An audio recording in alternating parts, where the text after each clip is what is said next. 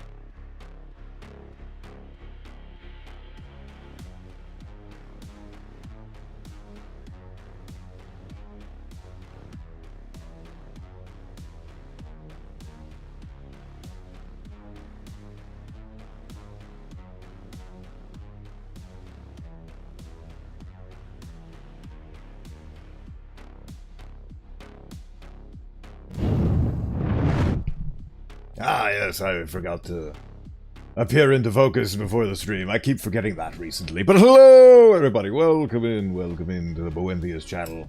Hello there. Yes.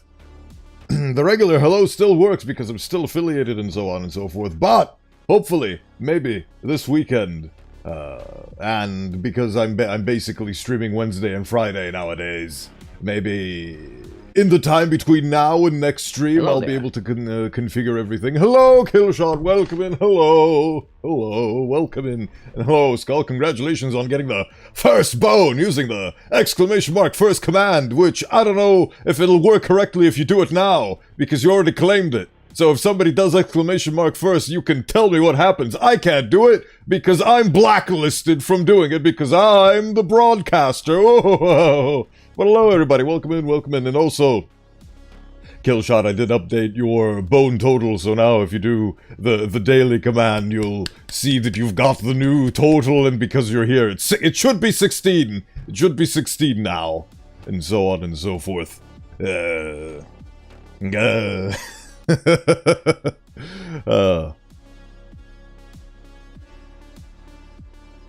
Wait. What? Why did that put it on YouTube? Oh, there we go. Wait. Okay, you did the daily, and for some reason it posted the message over on YouTube side of things. Is it... Oh, because you posted it on YouTube, okay. Oh, it even tells you exactly the amount of time. 34 seconds into the stream. That's delightful. You are 3 in line. That's interesting. Maybe I should get rid of that because that's weird and confusing. You're the... Oh, I guess it's I think it's counting all your previous attempts. You're in a queue against yourself. How does it feel to know that your own worst enemy is yourself, Oskal? It's actually very philosophical when you think about it. But yes, it's 16! Hell yeah! All the things work correctly! I hope it'll continue to work as it should do. Excellent. Yay! I was wondering where the extra daily bones came in, but you get a bone for going first, and you automatically get a bone just by virtue of being here.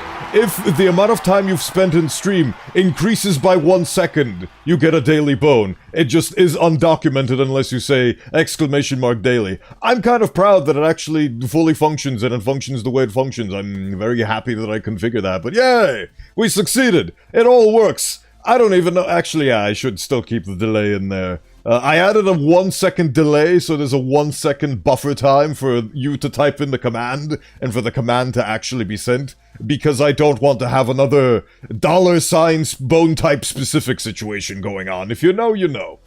Right, but yay, thank you everybody for doing more configurations. I think everything works, so I can officially put the daily bone and first bone conundrum behind me.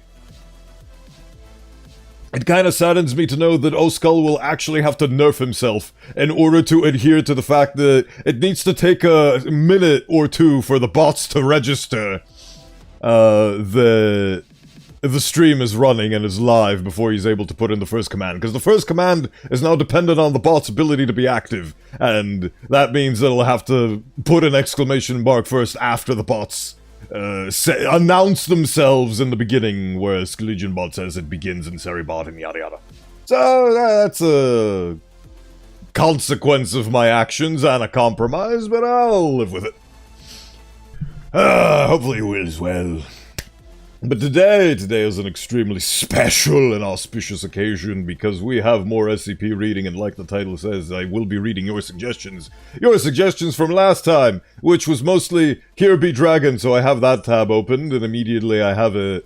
I remember it, I think I've read it before, but we'll find out together. And if you have any more suggestions, I will put them in a tab. I have 4 tabs, so hopefully by the time I run out of tabs, I was too powerful, I needed to be nerfed. Yes, you were very powerful, you were beating the bots. Because the minute I hit live, Twitch instantaneously registers that I'm live. So, you could have actually beaten the bots before, but now, I'm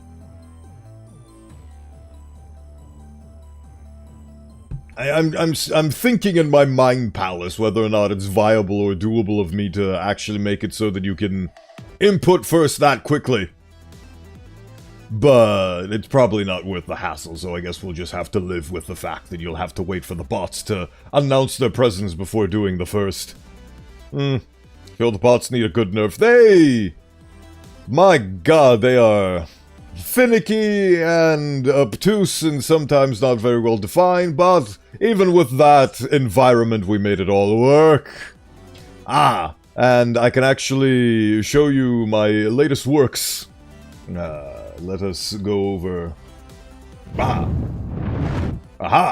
Now we're over here, and now everything works. Look, it's SCPs. Aren't they beautiful? But before we get to the SCPs, I should have opened a folder and... Hold on.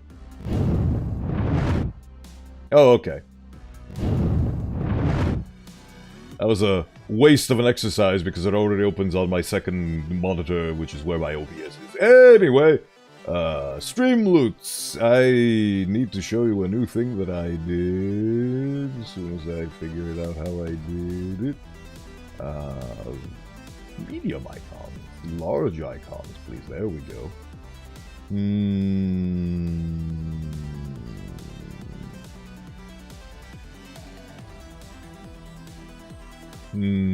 My brain, it melts. Alright. Good enough. So yes, I did that. I remember that satchel thing I showed you in the last stream. I went back to the concept, completely made a new one from scratch, which was originally a book. Then I abandoned that concept after abandoning the first concept, and then I went for a third concept, which is this weird chest thing. So I spent the entirety of yesterday working on that, and I actually made it. And then, after I made it, I found out that you need to be an affiliate and/or partner for Streamloots. Before you can use the pack asset, you have to use their default ones if you're not an affiliate and/or partner. And guess what? I'm not. I'm not affiliated with them yet. because I haven't even gotten this whole shebang off the ground floor. Those look awesome. Thank you very much. I made them myself.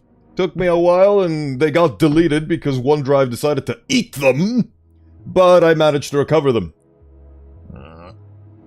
And it was delightful. But yes, I look forward to those happening in the beginning because... Not in the beginning, in my new era, in my new epoch. What was I gonna say? Oh yes, I made the assets, but now I need to configure them, so whenever you buy a pack, it appears on screen. Whenever you use a card, it makes a noise and appears on screen. I need to configure all of that! Yay! That's gonna be a lovely weekend. And additionally to that lovely weekend... today is the release of the much-anticipated by me RimWorld DLC, RimWorld Odyssey. So, I'll get lost in that as well. So it's going to be very difficult for me to be able to claw myself away from my RimWorld cave and actually work on these things, but hopefully they will be done. I'm just being transparent that a much-awaited thing that I usually buy on day one is releasing in approximately 3 hours from now. So... I'm gonna be spending the minute stream ends and I do my exercise on that endeavor because there's so many beautiful mods that got updated to 1.6 and it's gonna be lovely. So I'm very much looking forward to today's days and events and so on, but that is a endeavor for post-stream Bowenthius. Current Bowenthius, who is streaming, has SCP articles to read, so without anything further ado, let's get to reading them. We are starting... with SCP-1762. I think 1700 is a valid way to say 1700.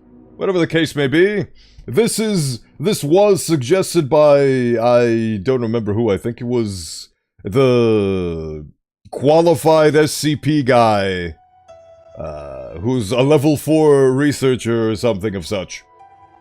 And suggested Here Be Dragons, and when I googled SCP Here Be Dragons, this is what came up, so I assume this is correct. So let's get into it. I already recognize the paper airplane dragon thing, so... hands. Aren't they beautiful? Oh yeah, When I make a 2.0, obviously it's going to look different than my 1.0. Definitely going to be a different outfit, I can guarantee you that from the get-go. And because of that, I'm going to be making brand new card assets. So these are the 1.0 assets. As you can see, they're very much fitting to my current aesthetics. But when the 2.0 comes out, there'll be a whole card pack with the 2.0 fitting aesthetics. Looking forward to reading Dr. Scribbly Bubbly's findings. Absolutely. So let's get on with it. Right. Item number. SCP-1762. Object class safe. Has been wiped out and says neutralized. Why would you neutralize the poor thing?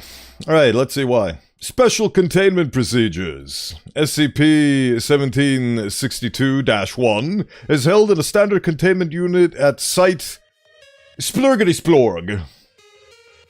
During the periods of SCP-1762-1 releases SCP-1762-2, video logs are to be recorded for future research. Although instances of SCP-1762-2 have been deemed harmless, they should not be allowed to exit their containment unit. And description. I don't know why I read it in that intonation. Description. SCP-1762-1 is a plain cardboard box that is 32 centimeters by 20 centimeters by 26 centimeters. I am visualizing the dimensions in my mind's eye. It's the only place where I have eyes. The physical realm is forbidden for me with regards to eyes. It is spray-painted silver on the interior and exterior with the words, Here Be Dragons. Ah, that's why it's called Here Be Dragons. Here Be Dragons are handwritten in black permanent marker on the lid of the container. Ah, so it is a child's cardboard box toy. Hello, Mrs. Killshot. Welcome in. Good morning to you. Good morning. Woke up just in time to come watch you. Oh, you woke up just to come watch me. Thank you. That's very much appreciated. Here I am. It is 1 p.m. for me in my current standard British summer times. Wait, no, not British summer. I forgot what it is. UTC +2? I don't remember. Wouldn't it be funny if each instance of schlibbity schloobity was accompanied by random sound effects? That is my shtick! Like a teenage girl wearing long mismatched socks. That is my current quirk that I am working with.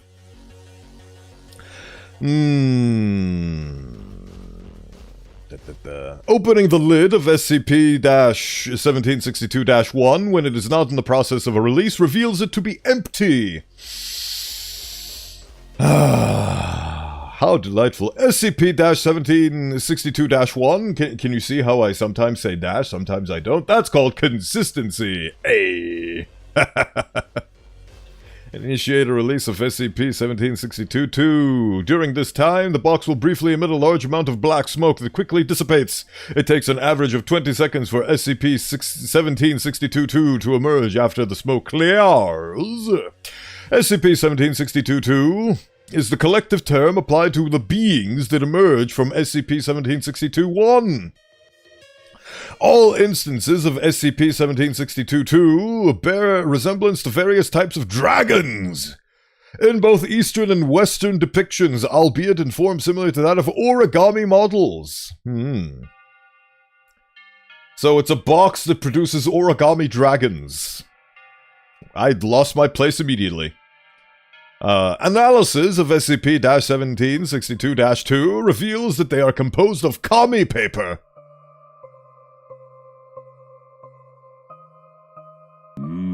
What did we learn from this? That was a bit of a delay, but it happened. Hello, D&D nerd. Welcome in, welcome in. I'm reading about the dragons that here be they here. I think I didn't read this article myself, but I'm sure that the Volgan made a video about it, which is one of my subscribed channels that I frequent and is a major inspiration of mine for why I'm sort of heading into a more SCP-focused sphere of content creation. Because I just love creative writing. Hello, Williams. Hello, welcome in, welcome in. Thank you for stopping by. Oh, hi. Hello. Where were we? Analysis composed of kami paper. Did you know that kami is Japanese for God? And now you do. After exiting SCP-1762-1, instances of SCP-1762-2 will fly together in large groups and interact playfully with any nearby personnel and each other. Ah, that's why it's safe. It's not the fire-breathing type of origami dragon. Very nice. I wonder how the Foundation acquired this box. SCP-1762-2 vary in length from 9 to 30 centimeters. Are all capable of sustained flight once they exit SCP-1762-1 and have been recorded attaining speeds of 15 kilometers per hour. And so here I am again. Hello, Space Toaster. Welcome in again. Ah, the fateful date of airhorn.avi/4foghorn.avi/20/sonicboom.avi in bracket parentheses. I am Haley as a person. Yeah, it's Mrs. the Level 4 Researchers. Welcome in, Mrs. the Level 4 Researcher. If I recall correctly, you were the one that suggested this one to me. Do correct me if I'm wrong. I really need to have the streamer bot chat open because of the simulcasting capabilities. I'm just used to having the Twitch chat instead. But we will get used to new things. It's a new chapter, a new beginning in the Bowenthius stream of consciousness. Anyway. I forgot where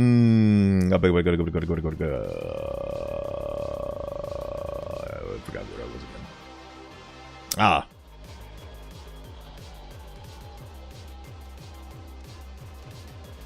Did I? Kami paper, vary in length. What is it? Like, it's 1762, which is Here Be Dragons. Which is what I'm currently reading. Like I said, I feel like I've seen a Volgan video on this one because this concept is very familiar to me. But I've never actually read the contents therein. The number of SCP-1762-2 varies with each opening of SCP-1762-1, with numbers ranging from 50 to over 400. That was not me. Fair enough. Maybe it was the space toaster. Somebody in here. Ah, yes, hydration, it will happen. Somebody of my wonderful... It could have been CJ Palmer as well. Who knows? Hydration has been done in your name. Thank you very much. Ah, the spinning. Ah, the spinning.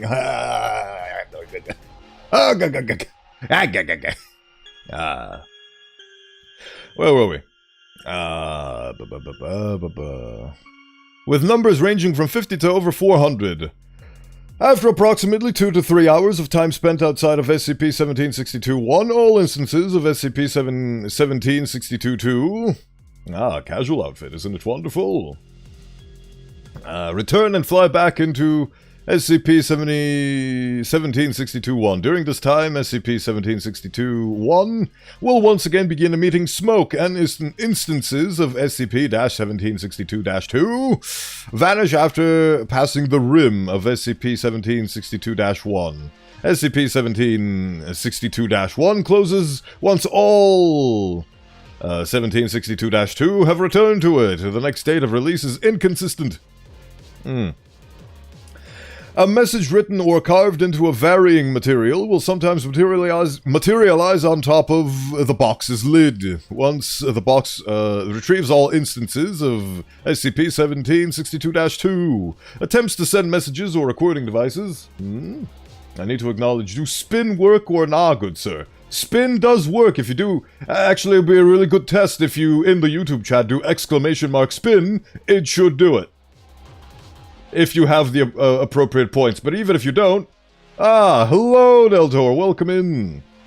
You have 58. Isn't it wonderful? You have arrived. You have arrived in all your glorious glory. Welcome in, Deltor. Welcome in. And you've gained the mighty thigh bone.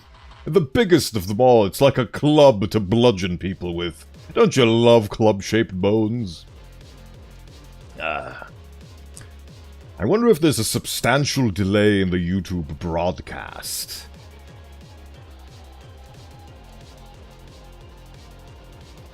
See, now I can't tell if it didn't... Oh, there we go, it did do something. You currently don't have the required sigils. Ah, there we go.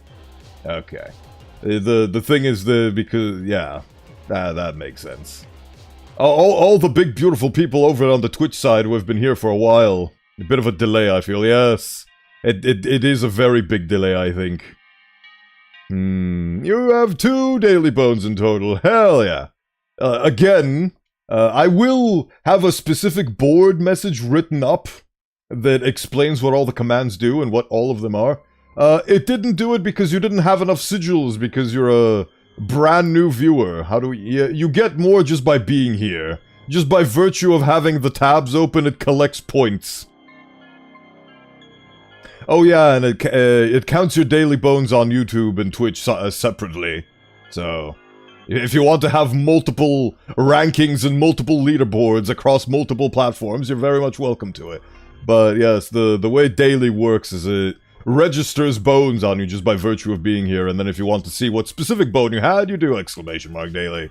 It is a wonderful system that I managed to configure. I shudder to say that it's original because I looked up 50 million YouTube tutorials to figure out how to do it and then just combined all that knowledge, but hey, it is what it is. But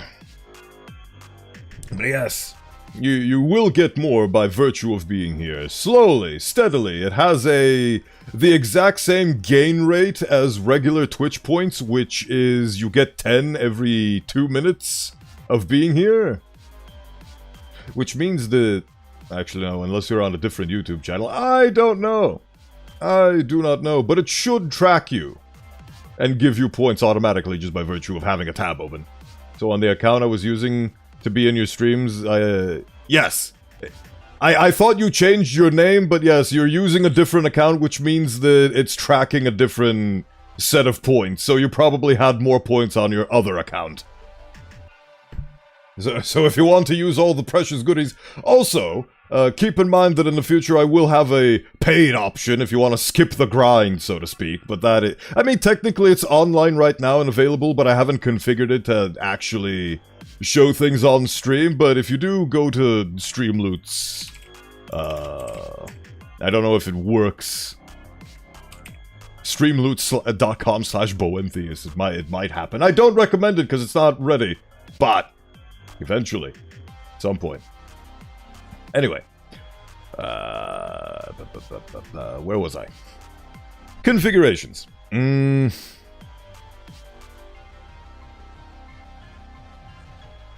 Oh no! Wait. Pay to win?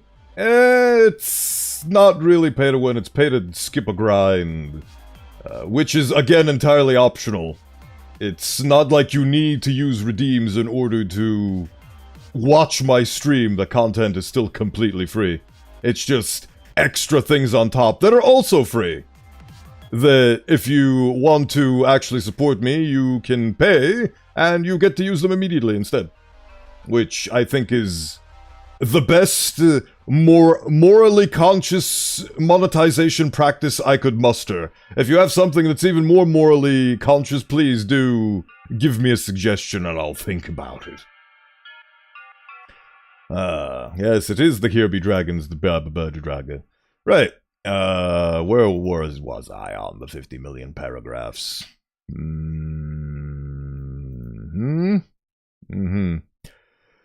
Retrieves all attempts to send a message or recording device back with SCP-1762-2 have provided negative results. These documents and their appropriate dates of appearance are being compiled and recorded. Addendum 1762-01 on Spliggity Sploogity date 2020 Spoogity Boggity. SCP-1762-1 began to undergo a series of events that lasted 11 months and 28 days. These events, as well as prior incidents that led up to the beginning of the scenario, have now been classified under the title The Jabberwocky Event. Maybe I should look into... stream settings? Enable DVR, closed captions, latency, normal latency. Now there's only ultra low, I don't know. You have to pay to watch $1 for 1 second? I don't think that's morally correct. If I'm understanding your message correctly, a lot of streamers just stream, but I love how you took the extra effort for your stream. Thank you.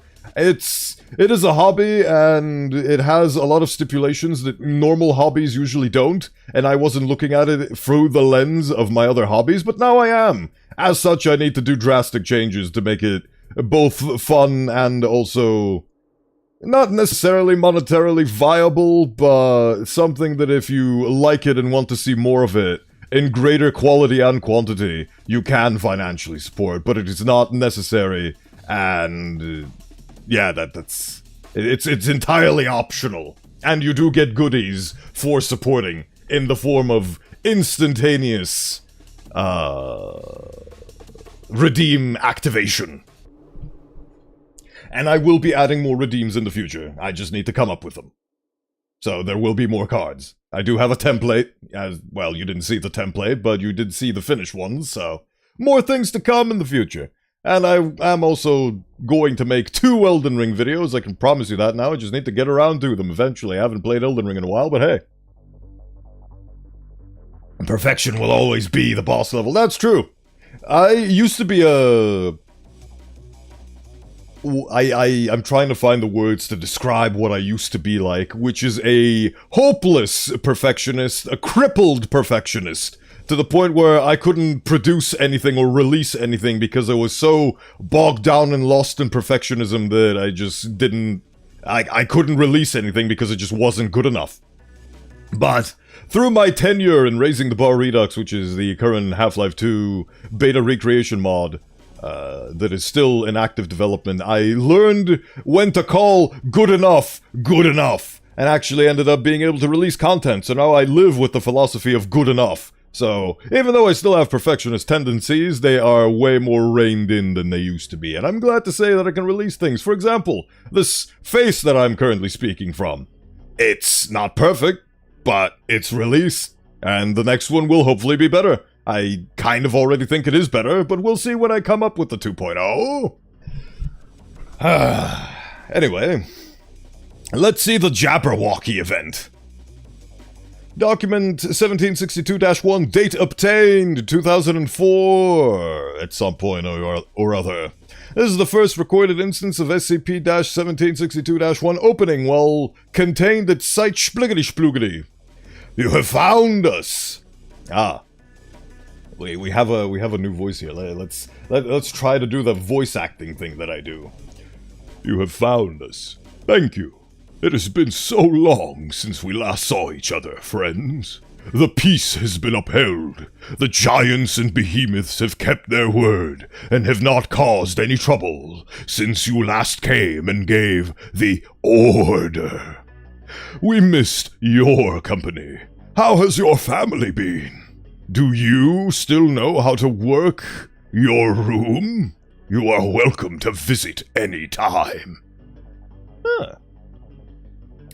Document 1762-4, date obtained, Harbity-Durbity, 2004.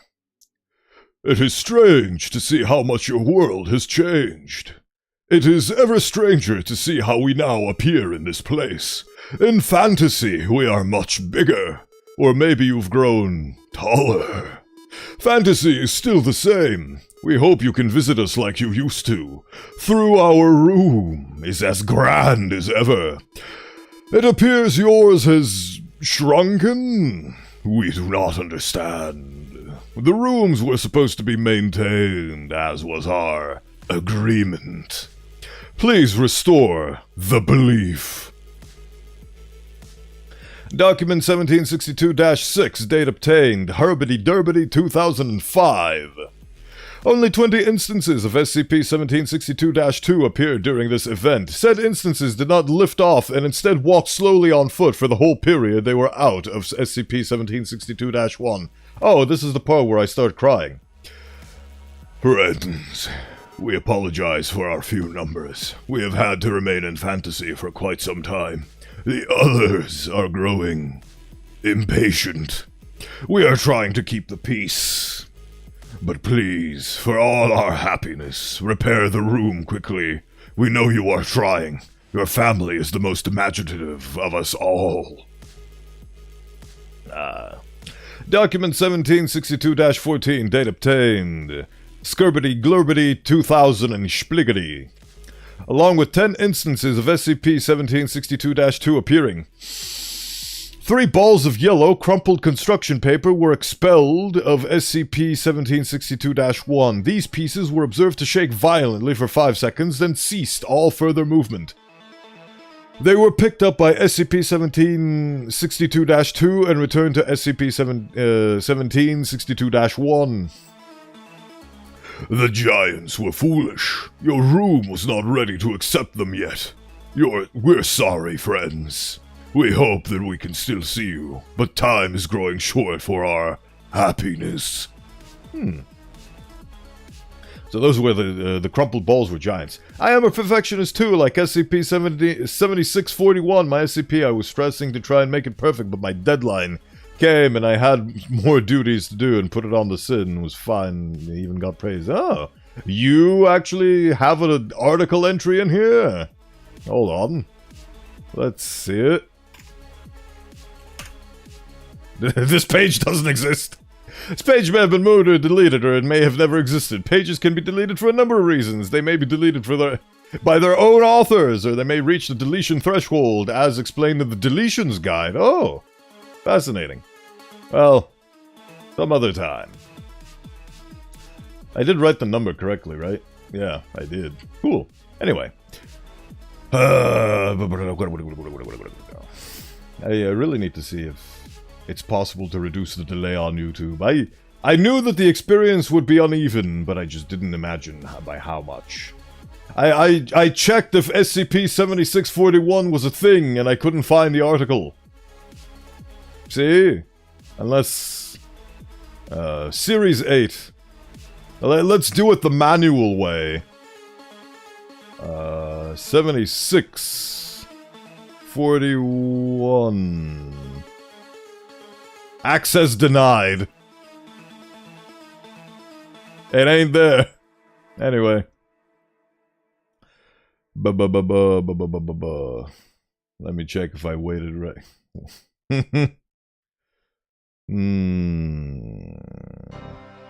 Alright. Document 1762-15, date obtained, -- comma splash. 5 instances of SCP-1762-2 emerged carrying said document. They immediately returned to SCP-1762-1 after depositing it on the floor. Tensions are rising. Fantasy is becoming darker. It is becoming Dark Souls. We, the serpents and the hybrids, are furiously trying to hold them back. But the giants and elves wish to strike and make an entrance. They say that your family has grown stupid and ignorant. We hope this untrue. It would sadden us all greatly to know that you have forgotten. I love how this is basically the story of a child growing up with this fantasy box, spewing dragons, and him having an actual impact on their reality. And now, because it was captured by the SCP Foundation, the dragons cannot understand what's going on, but they've deemed the researchers of the SCP stupid and ignorant. Guess this is what happens when you don't have childlike wonder and whimsy at your fingertips. Document 1762-16, date obtained, Schmergesburgers 2020 Schaffelergis. A single red instance of SCP-1762-2 emerged from SCP-1762-1. Its wings were torn and it was noticeably crumpled. It collapsed onto the floor 1 minute later and it did not move again. Upon its expiration, the body of SCP-1762-2 rapidly unfolded and revealed a message written on the white side of the paper. Oh, yeah, here, the sadness. War. Goodbye, friends. 2 hours later, SCP-1762-1 opened and emitted flames that reached 2 meters in height and temperatures of 17,100 degrees Celsius. Sounds of distant roaring were heard from within SCP-1762-1 at 200, wait, what? 2000 hours? Is that how they say it in military time? 100 hours at 2000 hours? I don't know. At 8 p.m., a large amount of torn paper pieces and paper balls were ejected from SCP-1762-1. Several damaged SCP-1762-2 were also expelled and were deemed deceased upon examination. SCP-1762-1 continued to sporadically open and close for the next 6 weeks. During this time, it continued to emit fire as the amount of paper discharged from it steadily decreased. Matter resembling muscle and tissue were continuously expelled from SCP-1762-1 at increasing frequency. Goodness gracious. SCP-1762-1 remained closed and inactive for the next 7 months. My god. Document 1762-17, date obtained, Shkurgity Brugity Hubbity Hubbity. This document was discovered lying inside the interior of SCP-1762-1. It was written on parchment and may have many of the words have been blurred or stained with blood. Oh boy. A reality where the bad guys won, it would seem. Are you still out there, friends? We miss you dearly. Fantasy is no longer safe. Our haven, your beautiful creation. Oh, so the kid made it. Is gone. The giants are dead. The centaurs are dead. The birds have fled. We are going to bury your room. We cannot risk hurting you. This is our goodbye. Maybe one day your family can build another room. This may be a hollow hope, but we will cherish this thought. Aww. 1 hour later, SCP-1762-1 began to shake and emit smoke for 15 minutes, after which it began to sag and collapse. Look, maybe try SCP-7285. I think you can assess it. Also make it, and I am making one right now. Maybe I will put it out in like 2 weeks. My new SCP. Neat. Let's see. 7285. Yay, that one exists. I will read that in the fullness of time. Thank you for your suggestion. Right. 1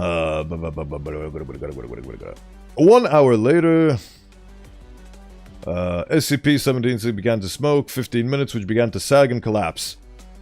Several portions of the box began to char and tear, creating small burn holes throughout. The words, "Here be dragons," on the lid of the box were burned away. Oh no.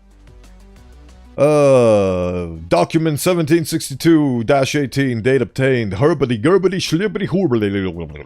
This is the final message obtained from SCP-1762-1. It was written in ink on a papyrus scroll, and also depicted a scene of a painted mountainous landscape filled with large trees and waterfalls. A single winged dragon can be seen in the background. It appears to be flying away. It really does show you that the old adage being true that for evil to win, all it takes is for good men to do nothing.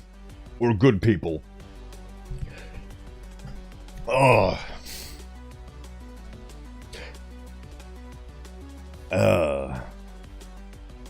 It feels very relevant as of date of recording. It was written in ink on a papyrus scroll. A single winged dragon can be seen in the background. It appears to be flying away. The message is written in black ink in the bottom right hand corner. Master says that we won't see you again. We are sad. So there are remaining others. So are the remaining others. We once filled each other's heads with dreams and goals. It is so sad that we cannot share them any longer. Master says we have to go. He says that he will make us a new fantasy. He says you cannot be part of it. We are sad. We love you. We will not forget you. We are scared. Will you forget us? Upon removal of document 1762-18, salt water began to leak from SCP-1762-1, and the burn marks that covered the container began to disappear. 3 minutes later, SCP-1762-1 had been restored to its original state. The words "Here be dragons" were replaced with the words "Here were dragons." The Jabberwocky event is declared concluded with this occurrence. Addendum 3. Since the end of the Jabberwocky event, SCP-1762-1 has shown no further anomalous properties and has been declared neutralized. SCP-1762-1 and 3 deceased instances of SCP-1762-2 now reside in researchers Yoshihiro Takanaka's office for commemorative purposes. Oh, new addendum. That is extremely sad.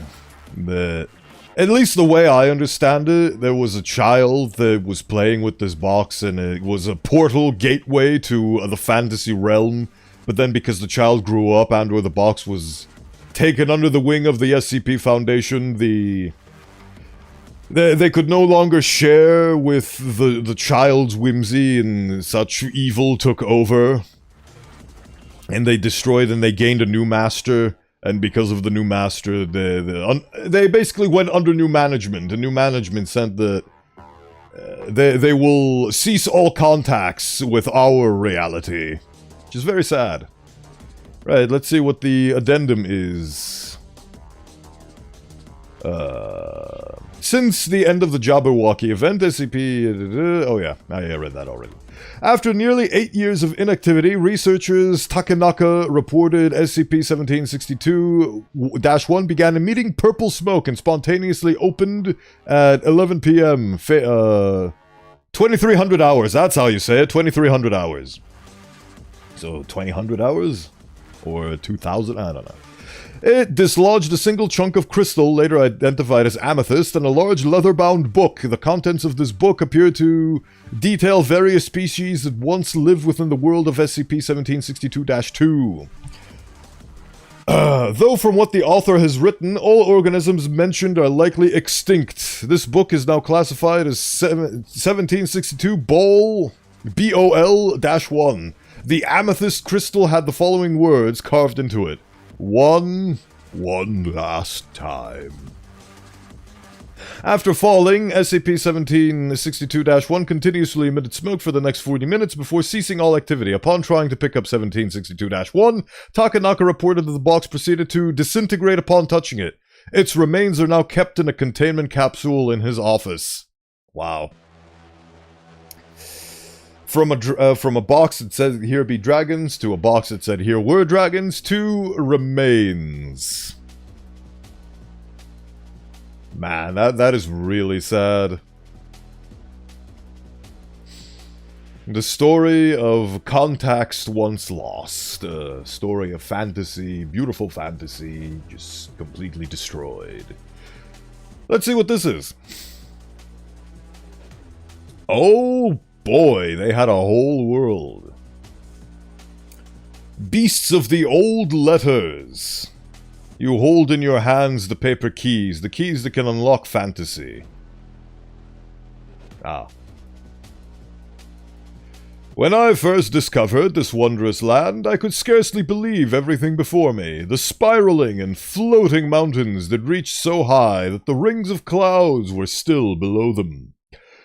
The great waterfalls that sprayed down from the ancient rivers that flowed through forests with trees wise and full of knowledge.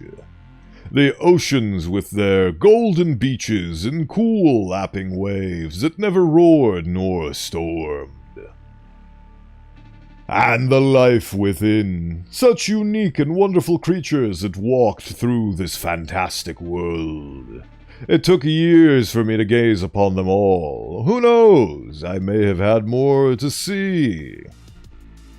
I can't see them anymore, though. The land is now barren and cold.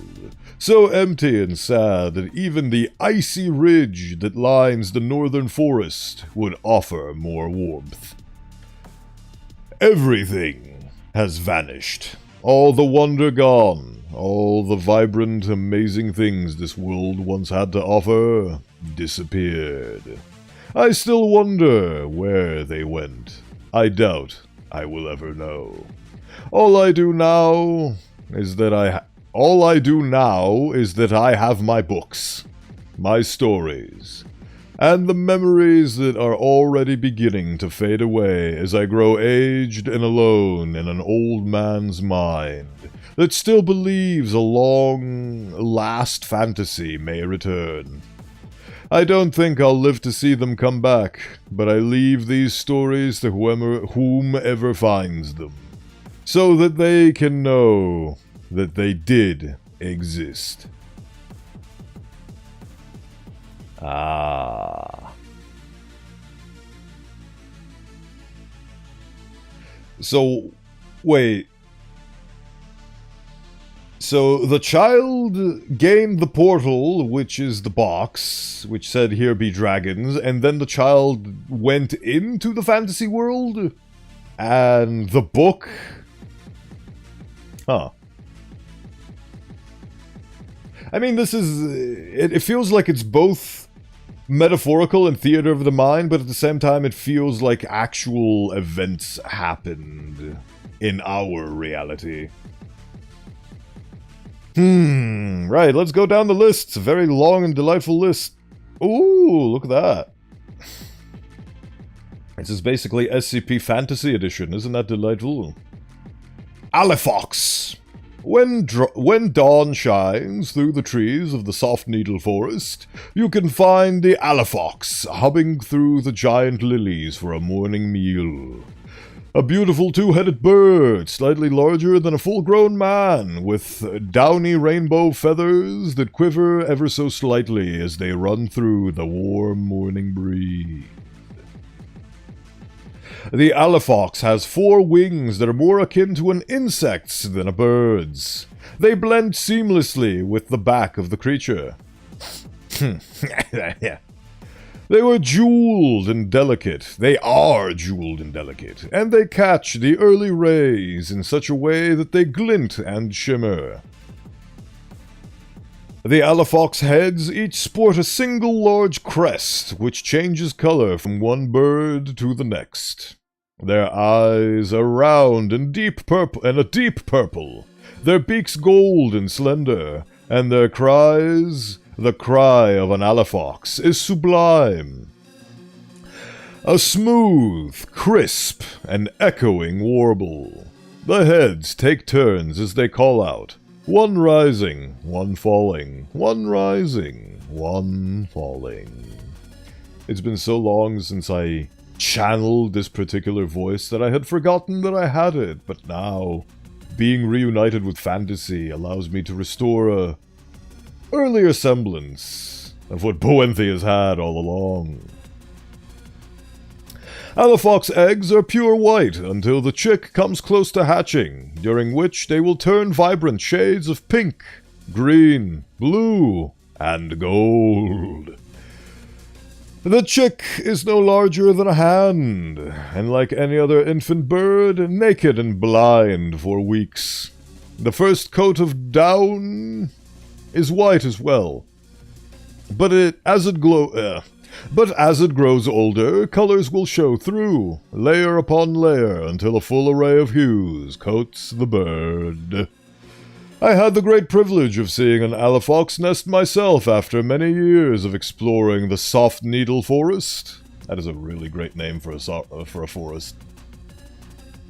It feels fantastical and alluring, but also mildly threatening because of the word needle.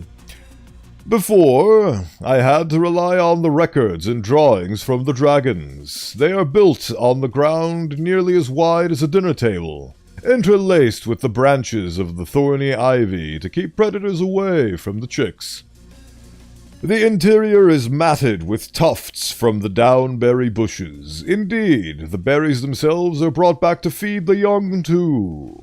Of course, I could only marvel a few precious minutes before the parents returned, and proceeded to fiercely chase me away for a good quarter of a mile before they turned back to their eggs. Nonetheless, I felt a great deal of happiness, knowing that I had witnessed such a rare sight with my own eyes. Oh, I get it, it's like an alicorn, but it's birds. Very fascinating. Bumpkles! Oh god, that's scary. An enigmatic, and dare I say frightening creature the bumpkle is. The dragons themselves say they do not know how or when the bumpkles arrived in the Black Rock forests to the north, but they have lurked within those rugged trees for centuries now. I dared not travel into the Black Rock forests alone. That place crawls with animals of the night, and is a place of mystery and fear. The good wizard Gareen, and the dragon Darlinth accompanied me all the way, and I am forever grateful for their willingness and courage. As the Black Rock Forest loomed nearer, I began to remember tales of bumpkle encounters. Some poor, brave soul who went exploring alone, and when the Ashen Trail was not yet made. What dreadful and terrifying experience they must have been. What dreadful and terrifying experiences they must have been. I can read. Half a mile into the trees and the sunlight was already almost completely blocked out. We relied on the soft glow of the carpet moss and ringed mushrooms. The mosquitoes were vicious to the wizard and I. Another 15 minutes of walking and we saw our first bumpkle. And we will unfortunately have to take a mandatory interruption in between this paragraph and the next due to the fact that I am still affiliated and as such must abide by the rules of Twitch mandatory breaks. But let's see if the spin works. It takes a while, doesn't it? Come on, Skelegion bot. Where are you? There you are. You have 180! If we double your time now, you'll have enough for a spin. Soon, William, soon you'll be able to do it. I'm just glad that SkeletonBot registers YouTube commands, albeit with a delay. I guess YouTube just has a massive delay that I didn't account for. 360 is a lot for a spin. Oh boy. I can't wait to hear your comments on how much the pirate one will cost in due time. I mean, the joke/idea for it is that it costs 1 for each degree you spin me, and you spin me for 360 degrees. Ha! Ha! Triple spin! I don't think the people on the Twitch side agree with you. It just seems like a lot because you're a brand new viewer, technically according to this account, and you don't have any points. But people who have been here for months and years have thousands upon hundreds of thousands of points. Which they can check with rank. No, wait, they can check with exclamation mark sigils. Sorry, I mixed up my things. Rank is for the daily bones. Exclamation mark sigils is for your sigil count. Anyway, break. Ah.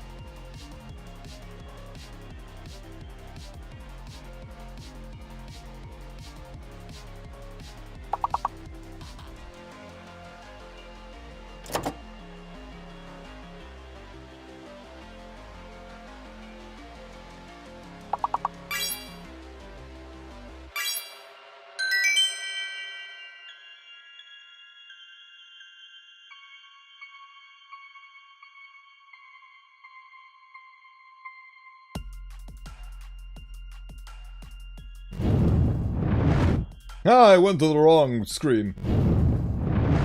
Ah, welcome back, everybody. The first round was very tough with the magician and all that, but afterwards you managed to make a perfect... I was... Like, usually the way it works is we, like, miss out on 1 or 2 words, and I was like, ah, there it is, those are the 2 words. But no, you guys got it. You got it with armor and ferror. It was beautiful. Well done, everybody. We shall continue. In 57 minutes and 49 seconds, now 48, 47, you get the point. Time moves linearly, and so will I. Or, to put it more accurately, bumpkles. 5 of them, all hunched over as they crooned over a carcass. From the dim glow of plant life, I could see the muzzle of what had been a wattle grunt. All of us halted, afraid to disturb the creatures. Owie. Don't you love it when just random pains shoot through your innards? Easily 30, even 40 feet tall. Time moves that way from your perspective. Exactly. Time would actually move faster if I was closer to the center of the universe, which I currently am not. Or closer to the event horizon of a black hole, I think. Time is funny that way. Time is a perception, after all, and it is... Time as we know it isn't even a perception, it's a fabrication. And how we measure it is just something we came up with just to make sense of it. It isn't even real. Time isn't real. Neither are you. Anyway, funny fantasy stories. All of us halted, afraid to disturb the creatures. Easily 30, even 40 feet tall, a single clawed bird-like foot and leg that rose all the way without any other limb or torso until it connected with the head. I'm on the event horizon of a black hole, also known as my stomach. Ha ha! That's a food joke, I think. Well, you should go eat something. Or is that... Are you just saying that you're lying on your back and you can see your tum-tums? Your big tummy... You know what? Never mind. I'm just gonna stop right there. Just gonna stop that train of thought right there. Anyway. I'm gonna... Oh, wait. I thought my fan is probably audible when I'm speaking, but... It's not audible when I'm not, mostly. Bah. Should turn it down. I should turn it down. Heat is hot, after all. I can eat, and then I can keep eating like a black hole. You are the ever-hungry. Wasn't there a... I feel like there should be an outer god of some kind. Its concept is it just eats, it just devours, but I guess that's not a very fascinating thing. It's just a living trash compactor. The more it consumes, the more it hungers, and the more it hungers, the more it consumes. A vicious cycle. Oh god, Deltor is Galactus. The flow of time changes for a person moving at the speed of light. Yes, that is true. Light speed that's another thing we invented. Light not being instantaneous is a very interesting concept to me.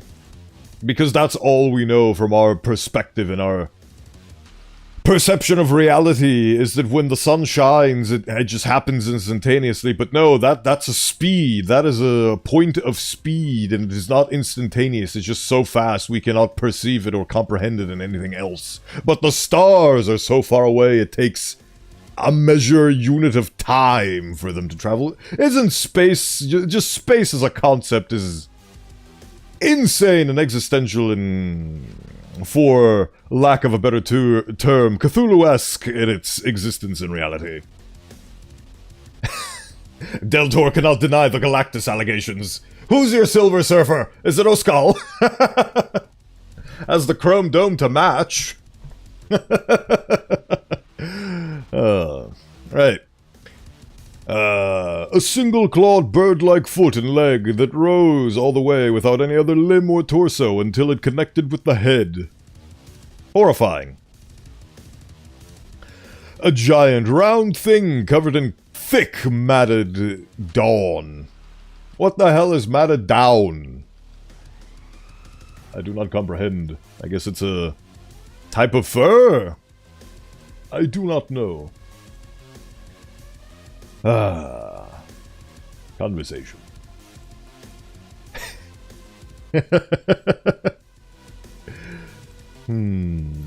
Oh, right. Sorry, I forgot to... I forgot that my screen is currently being streamed, so I can't just sneakily check the clock on Odyssey. Oops. I'm a little bit excited for something, can't you tell? Anyway. There, too, enormous eyes that shone like moons, casting light onto the dead, waddled grunt and illuminating the dead creature more than I would care to see. They say the eyes of a bumpkle hypnotize and put the unfortunate gazer into a state of shock and terror. Had we not immediately frozen, they may have turned to us as well. The bumpkle has 2 mouths. Oh. Oh. One giant seam hidden beneath its hairy head, filled with thin needle-like teeth. The other is underneath its foot. Oh. Oh. I didn't even... Oh, that's the rocky... I think that's the black rock of the Black Rock forests.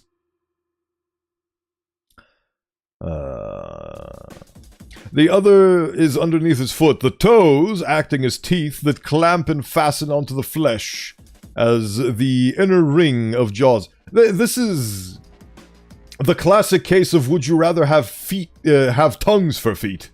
I would not want to taste the floor every time I took a step. I don't know about you, but that's my personal preference. The other is underneath its foot, the toes acting as teeth that clamp and fasten into the flesh as the inner ring of jaws greedily bites off bits of flesh. The sound that the bumpkles were making was atrocious. We stood there... Okay, that has to be a misspelling. We stood there silently for the next half hour. By the time the bungles began retreated into the dark, the wattle grunt was unrecognizable. A pile of cracked bones and entrails. The dropper flies began falling from the branches of the trees above to pick at a few remains. We followed the ashen trail back into the clear, where a flood of relief greeted us. I could not return to Black Rock Forest again for years. Makes sense. I love when some fantasy writing devolves too. So the Jabberwocky hit the Blumple Scruff, and the Waterback looked like a bit of mashed bones, while the Centerflies climbed down to amass whatever they could from the Snuggle Corpse. Oh. It happens to the best of us. What is this? Charm Changers. This feels like I'm reading All Tomorrows, but fantasy edition. More akin to a spirit than an animal, Charm Changers, nonetheless, have a special place in the Fantastic Lands, and so I have included them in this book. With their intense curiosity and their near-limitless variety, Charm Changers can be found in any place so long as magic exists there. Ah. In their base form, they resemble wisps of pink, yellow, and orange light. Also imagine tasting the bottoms of your sweaty shoes. Yeah, tongues for feet are not a good time. They would be an absolutely horrifying time, but, I mean, if you consciously knew that you had tongues for feet, you could work around that, like wearing...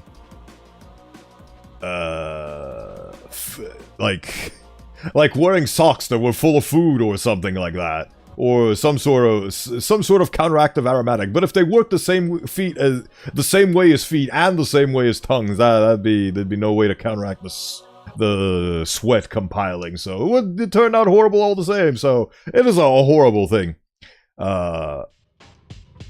To keep in mind, Williams, that the commands that you can use are this.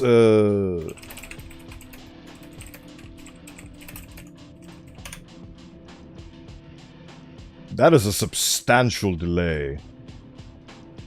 Mamma mia. It didn't even... Oh, it's because it's not even monitoring the sometimes it picks up on the broadcast, sometimes it doesn't pick up on the broadcast. That is... I need to think about things more... Huh. No YouTube broadcaster. oh, wait, no, hold on. I'm a genius.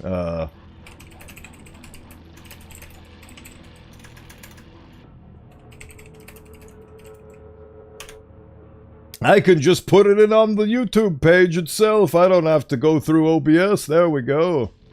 It's weird that it's not monitoring the broadcast over on our end, though, but hey, wouldn't it feel like eyes? It would be... Imagine eyes on your feet. It would feel... I feel like... Well, I mean, the thing is that eyes are actually very squishy.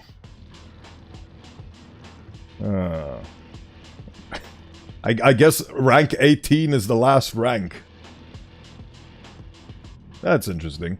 But yeah, rank is for the bone, sigils is for the currency. So if you want to check how much currency you have, it's sigils. Rank is a different thing. Anyway. Eyes are very squishy and very malleable. If you rub your eyes, you don't want to see what rubbing your eyes looks like under a X-ray. Ah, see, there you go. You are first in every aspect, O Skull. It does make sense. Claim 0 bone and 0 bone rank? I mean... In order to claim the first bone, you have to do exclamation mark first. You have managed to claim the first bone 0 times. With 2 bones, you rank 6 among the bone collectors. Hell yeah. With exclamation mark first. Hold on. Yeah.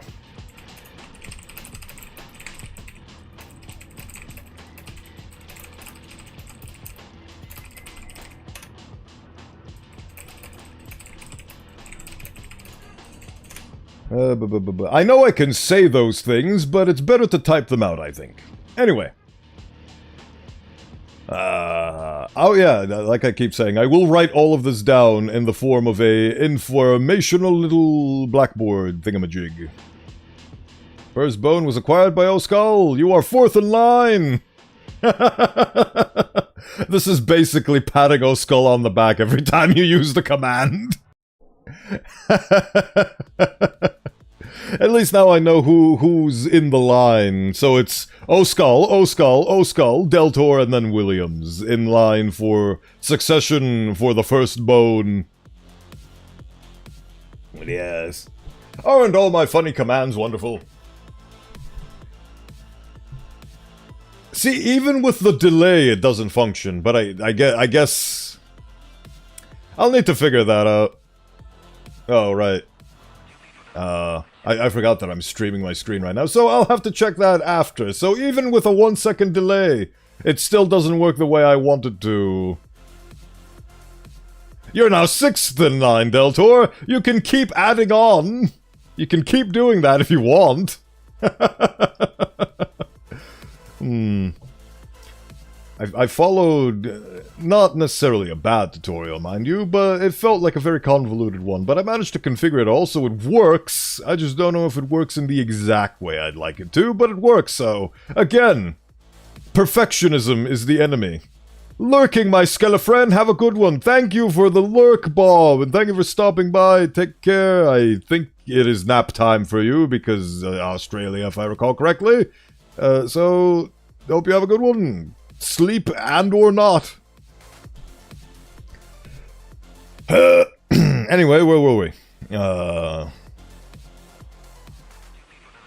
In their base form, they resemble wisps of pink, yellow, and orange light, sometimes looking like a human child, sometimes no more than an amorphous blob with 2 round eyeballs.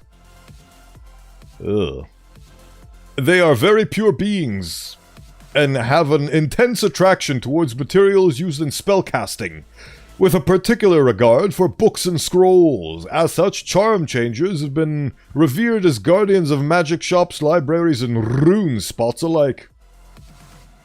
Visitors and creators of such places would be wise to leave a small offering of some sort to the charm changers.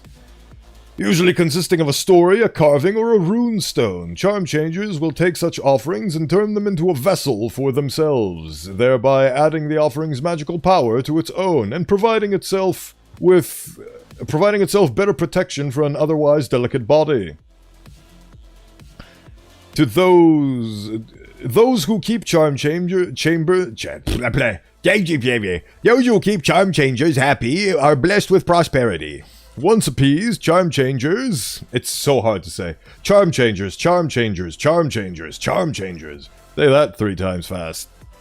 Irish wristwatch, Irish wristwatch, Irish wristwatch, Irish wristwatch, Irish wristwatch. I can do that one at least.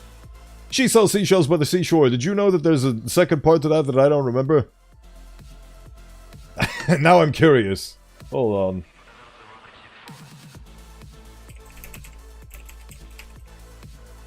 She sells seashells on the seashore. Tongue twisters. What's the full one? She sells seashells on the seashores. The shells she sells are surely seashells. So if she sells seashells on the seashore, I'm sure she sells seashore shells. Ah, that's the full one. There we go. Ah.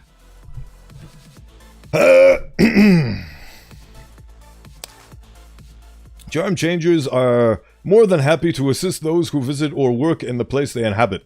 However, charm changers can be corrupted with offerings of dark subject matter, as well as beings forgotten or neglected. Charm changers that suffer such treatment will become cursed changers, and turn otherwise benevolent places into areas of ill fortune and disease. Cursed changers are black, green, and silver as opposed to their lighter counterparts, and once transformed are impossible to change back. The most tragic incident of charm changers turned cursed occurred at the Library of Naught, where an offering of contaminated elixirs turned nearly 200 charm changers into maddened spirits that began to leak poison into the streets. Ew. The dragons were forced to burn down the entire library, incinerating the charm changers along with hundreds of scripts and books. Oh boy. Oh boy. Spirits, essentially. Drop-off dwellers. Am I going to spend the entire stream reading all of these? Maybe, but now that I've become conscious on the fact, I'm going to skip all of these and instead go to the Sun Stealers because those seem interesting. Oh god, oh god, I went to the longest one. Years after the close brush with the Bumpkles, I would make 3 more ventures into the Blackrock Forest. However, on the 4th journey, I was in search of one creature in particular, the fabled beings known as Sun Stealers, said to be as tall as trees themselves and black and cold as a starless night. Heavens know I would actually want to intentionally go looking for them. The dragons once again sent help with me, this time with a young sapphire dragonling named Tyria, and a wise steelback named Jar Nadi. That's fun. Before leaving Garen up to us with a last-minute gift as well, a potion that would turn us dark as the Blackrock Forest, so that the creatures hiding within could not spy us as we invaded their home. Garen himself would not dare accompany us again. I do not think any less of him for doing so. Blackrock Forest be spooky, is it not?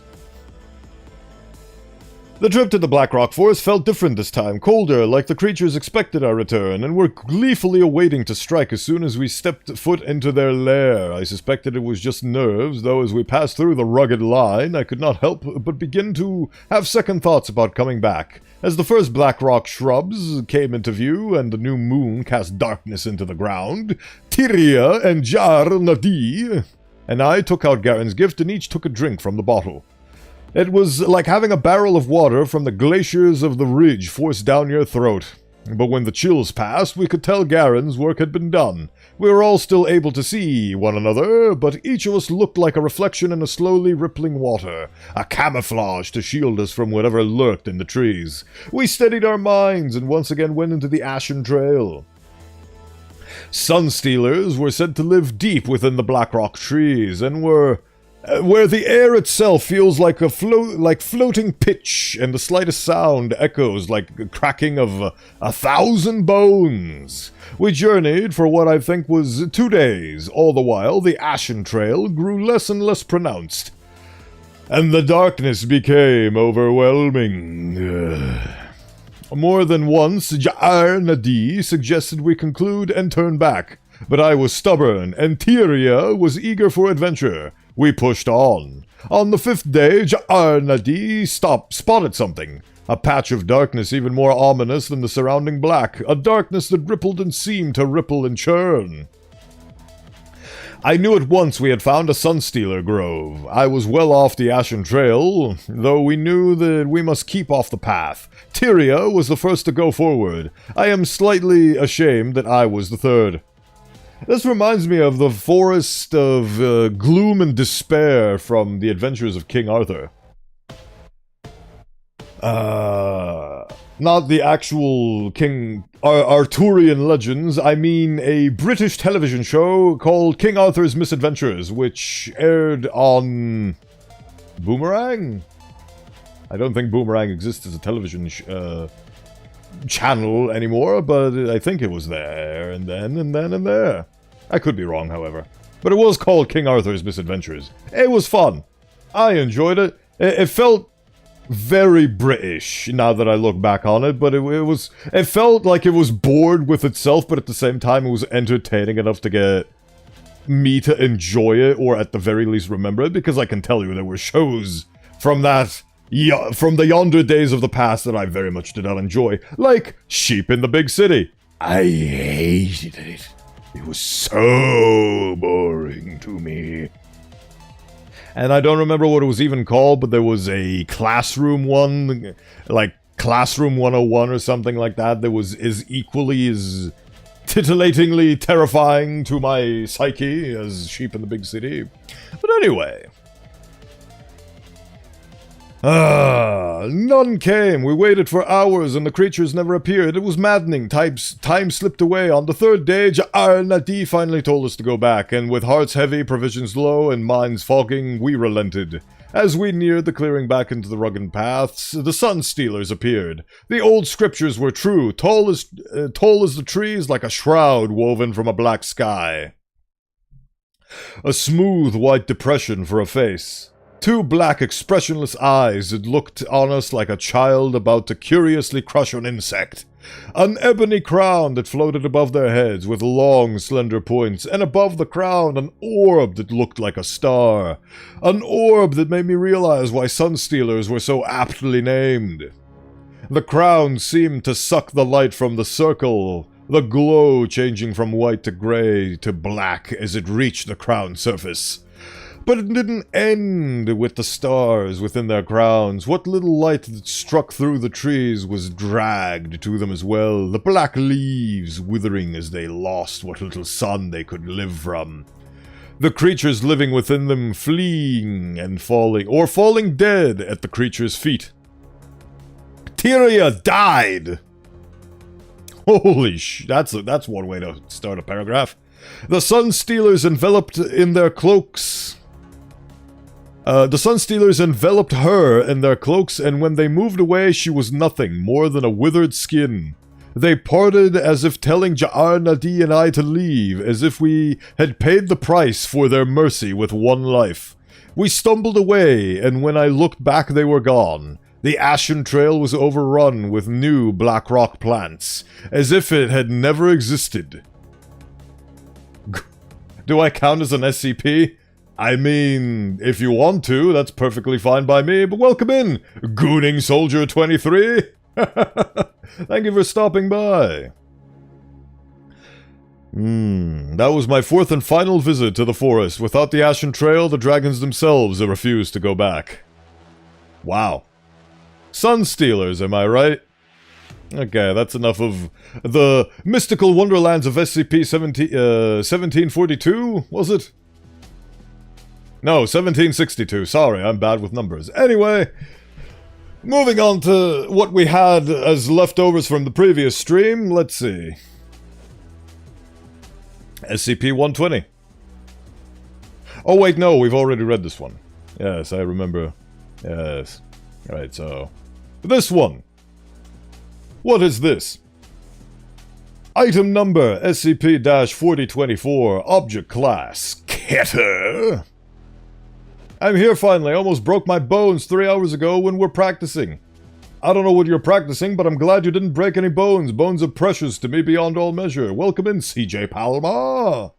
I just got finished reading through the phantasmical lore of 1762. You're just in time to watch me tab to a different place. Like this one. Special containment procedures. Also, I hope you're well. The area affected by SCP-4026 has been established as a no-entry zone. Its perimeter is monitored by a series of mobile outposts under the jurisdiction of Containment Area 43. These outposts are to move in accordance with the expansion of its perimeter. Personnel with Class C clearance and above are prohibited from making direct physical contact with SCP-4024. All personnel are to be reminded that voices and emotions experienced within the region are not real and should be ignored. Ha! That's a fun way to start an SCP article. Description: SCP-4024 is a salt water spring located in the Gobi Desert and housed within a former Buddhist temple.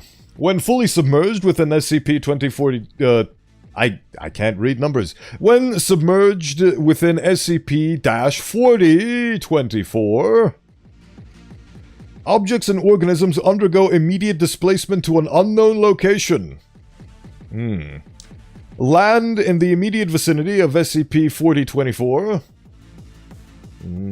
don't break somebody's heart, they only have one of them. Break their bones, they have 261 of them. 261? I thought you only had 206. I believe you start off with around 261 bones, but as you age, your bones fuse together to amount to approximately 206. But yes, breaking bones is much less fatal than breaking hearts. That is true, you don't want to have a non-functioning heart, you die after a set amount of time. Or so I've been told.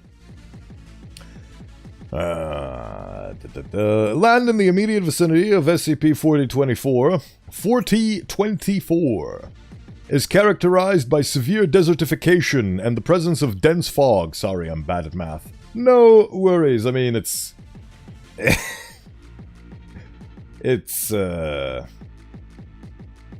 not that big a deal. I mean, I don't think a lot of people know how many bones the human body has, and it also differs. You have approximately 206 bones. You might have 205, you might have 207. And it varies based on age, because like I said, some bones merge together and circumstances happen. There are a lot of debilitating bone-related diseases that also influence your total bone count, so it's not like it's a fixed set number, and it is a necessary trivia, so no worries. I don't think it counts under math even, so no worries. Star. I don't even know what the brackets you use are. They look like crests. Star CJ underscore Palma 4 star. Oh, I didn't even notice there are different kinds of stars. Neat. Where were we? Despite its non-anomalous chemical composition, inhalation of the SCP-4024 generated fog causes minor emotional distress and auditory hallucinations in sentient organisms. Because I'm got 91 out of 100 on my exam in math. I'm thick up. Well, it's an opportunity to learn for the next math test if you have one. And it's not like, depending on the field of the occupation you get into later in life, it's not like math is going to be an absolute necessity. It is nice to have some baseline knowledge, but, you know, it ain't the be-all, end-all. At least I don't think it is, subjectively speaking. If you live long enough, you might reach the fabled one bone. The iconic one bone, where all of our bones fuse together into a terracotta soldier. Right. The current radius of area affected by SCP-4024 as of why is the date in reverse? The 26th of December 2018 is approximately 98 kilometers and is expanding at an immediate indeterminable rate. As proximity to its central point increases, SCP-4026's anomalous effects also increase in magnitude. Addendum 4024.1 Test Series 4021-1. Oh, bully. On the 24th of October, 2018, the presumed death of senior instances Jonathan Halliman and subsequent post-mortem investigation led to the discovery that direct contact with the liquid contents of SCP-4024 results in reoccurring anomalous dreams. Hereafter designated as SCP-4024-1. Halliman allegedly began experiencing SCP-4021-1 instances after accidental direct physical contact with SCP-4024, with the SCP-4021 focal point. 4021? I can't do numbers. I'm gonna do 4024. That's better. 4024. My classmates can't stop talking in the group chat. It's about practice of volleyball and badminton or tennis. Well, I mean, you could... I've noticed that there is a propensity towards the younger generations for multitasking and listening to multiple sources simultaneously, so... you very well could be paying attention to the stream, whatever else you might be doing, and your classmate group chat simultaneously. I am not the arbiter of all that is and will be. I'm Bowenthius the Bone Wizard. And I thank you for your attention. Where were we? Halliman allegedly began experiencing SCP-4024-1 instances after accidental direct physical contact with the SCP-4024 focal point during testing series 4024-01 on the 30th of July 2018, but negligently withheld this information from official Foundation documentation for personal gain. How dare you, Jonathan Halliman? I'm gonna name a RimWorld pawn after you, and I'm gonna shoot you. I won't do that. Or will I? I don't know, it is irrelevant all the same. That's such a weird and petty thing. I'm gonna name one of my video game pawns after you. I'm gonna do bad things to that pawn. That's such a weird thing to say. My brain. It doesn't exist. Extensive documentation of SCP-4024-1 instances was discovered in Halliman's personal research journal, with key findings excerpted below. I hate the fact that the dates are in reverse. I really do. The 3rd of August, 2018. Night after night of bizarre dreams. I can't seem to control my wandering. It's like my feet are moving on their own. I've lost track of the number of hours that I've spent wading directionless through this strange technicolor ocean. Lost in the fog. The endless chatter of nonsense is so loud that I can barely hear myself think. The sensory overload makes my head hurt. Sometimes I see things that look like people, but they blink out of existence every time. That they get too close to me and they can't see me. I don't think they're sapient. I don't think they're even sentient. This is utterly fascinating, truly the opportunity of a lifetime. There's an incredible breakthrough here, and I'm going to get there first. What a greedy man! His greed and lust for knowledge and science overwrites his loyalty to the Foundation, which, well, let's see where his story ends. 30th of August. I've never been more excited in my life. It's incredible. The warrior in full battle regalia. Classmate quizzes. Yes. I don't.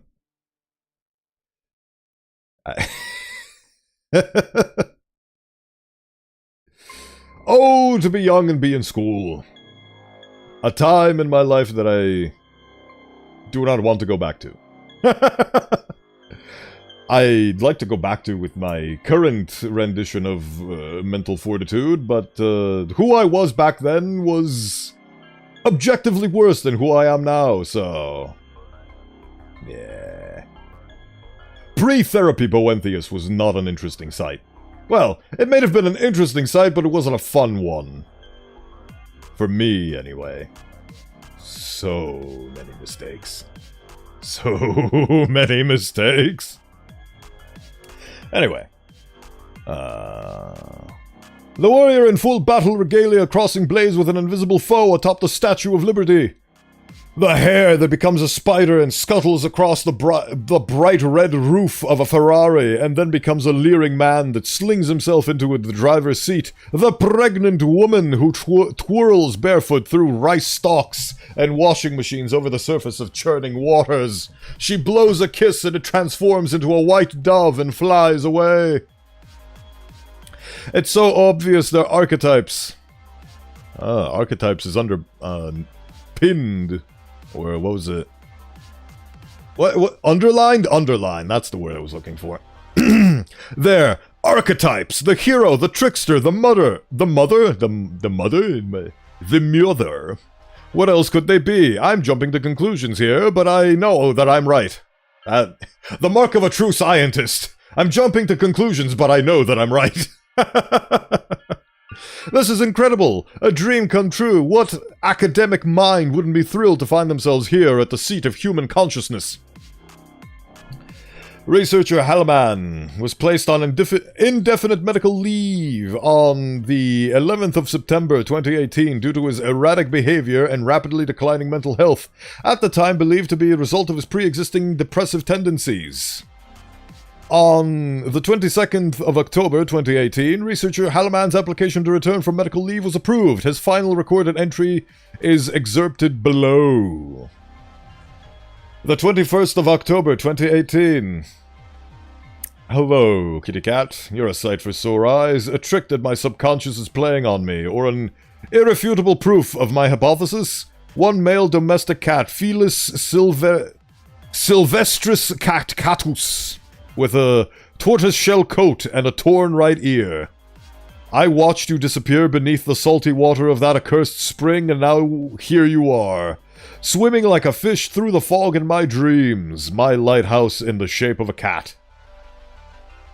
It's giving me paralysis creatures. Oh yeah, I forgot I'm outside, and for God's sake, there's something glowing in the woods. You should definitely retreat and regroup.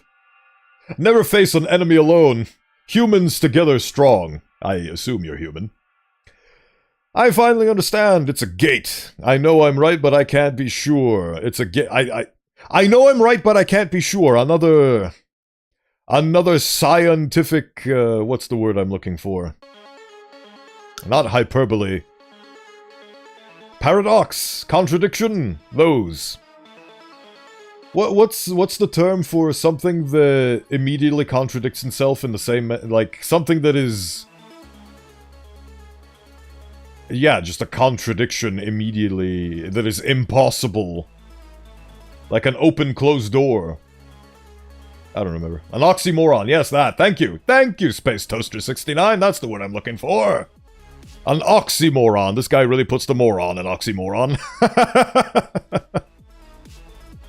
It's a gate that's been leaking all this time, dripping an endless stream of sorrow from our psyche into reality. What happens if I go through it? The curiosity is killing me. A chance to stand within the embodiment of imagination of the human mind. I have to go through and see for myself. Could I truly call myself a scientist if I didn't? Yes. You would be able to call yourself sane. Who puts the oxy in oxymoron?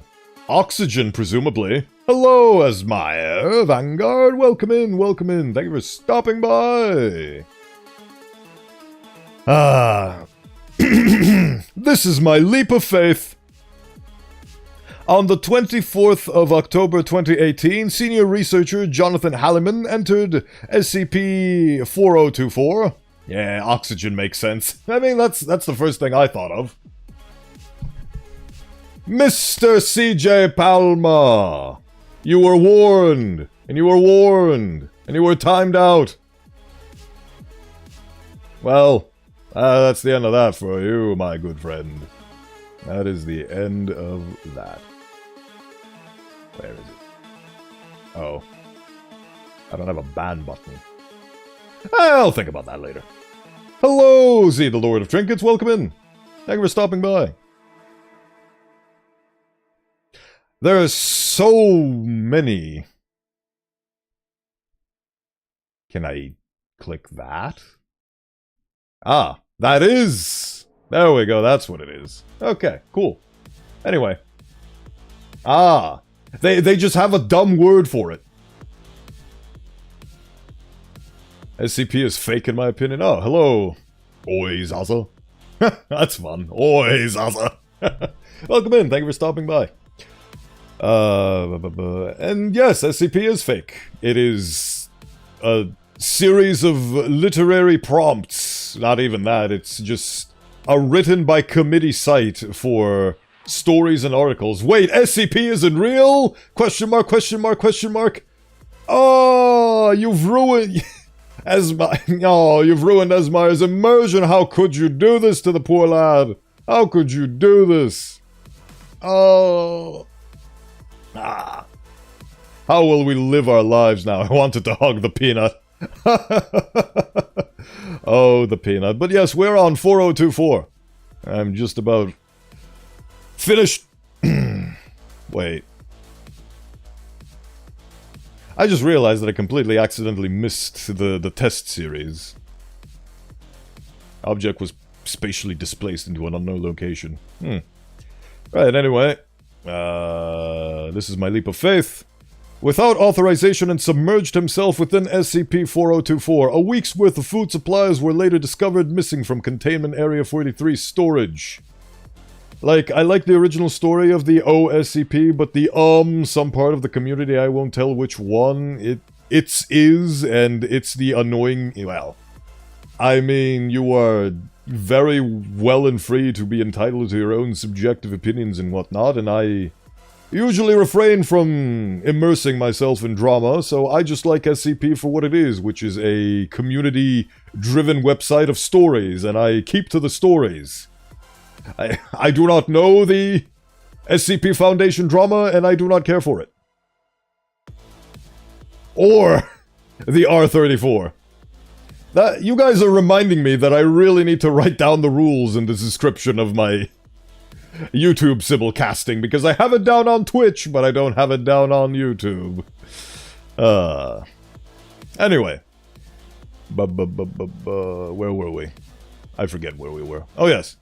Researcher Halliman is considered irretrievable and presumed dead. Addendum 4024.3. Nope. Lets people be that AAA game woman getting more lame than usual. That is a sentence that I am having trouble following.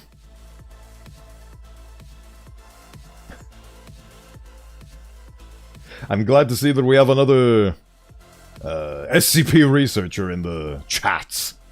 Welcome in. What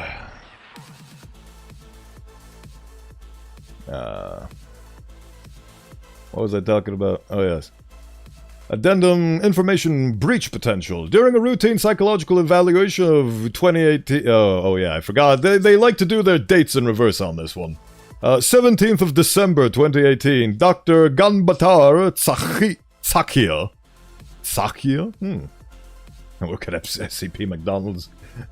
Can I get a number 9 and a number 5 large and a number 6 with extra anchovies, please? And some Big Macs. Reported unusual dreams featuring the deceased researcher Halliman. A subsequent investigation into the matter revealed that Schlibbity Foundation-affiliated personnel worldwide had dreamed of a male matching researcher Halliman's physical and personal characteristics between October and December of 2018. Oh. On the 22nd of December 2018, the short story Spy on the Wall, published in a Ukrainian literacy magazine on the 4th of August, sorry. American date templates, am I right? It's not even American date templates, it's just the date template, but in reverse, which is just making my brain happy. In the opposite meaning of that word. Coming right up happy mean as well, I will go yet in one of the dimensions. What number? I agree. I agree. I feel like an instance of this SCP has entered my domain. Right, what was it? Oh yeah. By Alexandra Olinyuk. Was brought to Foundation attention. The work described the precise Foundation-specific aquatic drone used in testing series 4024-01, including its name and a number of its internal functions. Olinyuk had no prior knowledge of the Foundation. The relevant section is excerpted below. Happy Meal, he works at McDonald's. Yes! Oh! It's Happy Meal, not Happy Mean. I'm glad that you're here to help me decipher Oizaza's words. Z, the Lord of Trinkets. I will keep pronouncing all your names in full because they're fun.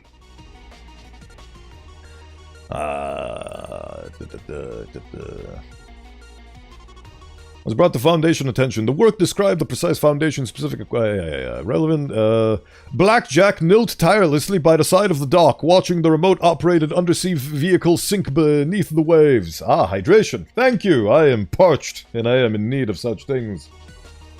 Thank you for the hydration. Redeem Ardo Skull on twitch.tv/Ardo Skull, who is currently watching twitch.tv/Bowenthius. That was a very long and weird sentence, but it allowed me to get my drank.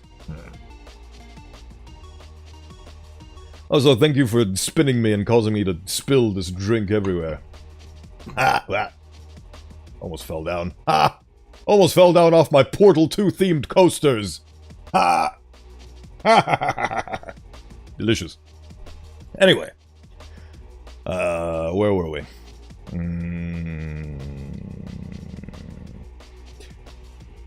Beneath the waves, the mod... Oh! Yar, me hearty! Now we be talking about the blackjack in full! Yar! Row, me bully boys, row! 'Tis time to sail the seven seas and hopefully not get to meet Davy Jones and his funny little locker. Right. Blackjack knelt tirelessly by the side of the dock, watching the remote-operated undersea vehicle sink beneath the waves. The mob could be upon him at any moment, but he could not stop now. The mission was too important, and the UVSCKY-19 was their only hope. Being a pirate, I'm not very literate, so it is actually a wonder that I be able to read at the comprehension of a 6th grader. All too well. Subsequent Foundation investigations additionally discovered redacted splackety splookety pieces of media worldwide, featuring Jonathan Halliman, all published either on or after the 24th of October 2018. These include a Chinese... I just realized what SCP-4024 is, actually. It's essentially a portal to all of humanity's interlinked imagination, and now that he stepped into it, he's become interwoven with humanity's imagination. It's like a spectre of the mind, haunting your ideas. That is horrifying, and I hate him for it. Imagine... everything he ever come up with was in one way or another seen and or influenced by this scallywag Jonathan Halliman. How despicable. These include a Chinese art house movie, a sculpture collection, and a series of British children's books. That is actually horrible. Imagine that he's charting the course, the map, the sail and seas of all of imagination's charter. Sorry if the order is getting a little late because I end up in IKEA and one of the workers stolen the Happy Meal, so give me 7 weeks in this dimension time zone here. Alright, so you are an anomalous entity of some kind, maybe perhaps a D-class personnel or something or other that has been thrown into the IKEA. Is there an SCP McDonald's? I wonder if there is. Either way, I'll be having all of your fries. I love McDonald's fries. They're my favourite type of fry because they're a very specific subspecies of potato that is extremely difficult and hard to cultivate, resulting in so much horrifying waste. You have no idea how many resources it takes to produce McDonald's-style potatoes. But I love them all the same. I love potatoes. It's really difficult to grow potatoes when you're on a ship, but the beautiful sun-soaked skies help me in that regard. Anyway, and a series of British children's books, the following is accepted from Stopping for a Spell, Hemlock Magician Book 4 by Whitney Blake, page 157. Go now, my apprentice. Wizard Halliman shuddered. The poisonous green crystals were rapidly encasing his torso, but his dark eyes shone, fever bright with triumph. You must be my voice. Run as far as your legs can carry you, and deliver my message to row, me bully boys, row. But what about you? Cried Elizabeth. I can't just leave you here. It doesn't matter, croaked the old wizard. Our mission is more important. Our mission is more important. You must find Sullivan Cornelius Pendragon of the 43rd Chamber, and you must tell him. Halliman broke off with a wheeze. That kind of wheeze, I'd imagine. At his feet, his similar mewed sadly. His familiar mewed sadly. The tortoise-shell tomcat pawed desperately at its master's crystalline prison, but it could not slow down the relentless encroach of the Dark Elves' terrible curse. Tell him what? Elizabeth wiped desperately at her face, trying to hold back her tears. Does the SCP have an answer for the ice cream malfunctions? Actually, the SCP Foundation might not have an answer for the ice cream machine malfunctions, but I most certainly do, me hearty boyo. Let me tell you the tale of the McDonald's ice cream machines and why they malfunction all the goddamn time. So, I was on me ship in me funny little laptop playing RimWorld, but then suddenly, a magical courteous voice beamed onto me the information I shall relay to thee hither. So, essentially, the McDonald's machines are all manufactured, this is alleged and I'm not 100% sure on the facts because I'm paraphrasing right now from what I remember, so take everything I say with a grain of salt. Disclaimer, this might not be 100% factually true, so if you're truly curious about the McDonald's McDonald's ice cream machine lore, I encourage you to Google it for yourself, and by Google I mean DuckDuckGo, because Google is, well, anyway, I'm not affiliated with YouTube right now. I can say whatever the hell I want as long as it's within the terms of service, which I'm currently abiding by. Anyway, the ice cream machines are either maintained or manufactured by the same one company, which has a contract worth a lot of money with McDonald's themselves. And McDonald's gives them a boatload of money to repair and manufacture, to repair the machines whenever they break down. And because of that, these sly devils actually intentionally make the machines break down. They build them with flaws, so they intentionally break down so they can come repair them for a large sum of money from McDonald's. Which is why the ice cream machines malfunction all the time. It's basically, I control the means of production, and I have this contract that stipulates that whenever we have to repair one of your machines, you get to give us a lot of money, so they just make the machines break down constantly, so they can repair them then for large sums of money. But you know, McDonald's is one of the biggest franchises on the planet, so they've got the money to support that. But it is essentially a big leech leeching off the belly of an even bigger whale, so... Another case of the light bulb scam. I am not familiar, so if you'd like to share, please do after this commercial break. But if not, I will probably Google it myself. But anyway, due to the fact that I'm still affiliated and beholden to Twitch, we have to do a commercial break now, so... enjoy this time off the articles while we go into the words on stream dimension for a little bit. If you go to twitch.tv/Bowenthius, you can chime in! You'll be able to chime in on YouTube as soon as I configure it, but until then, ha!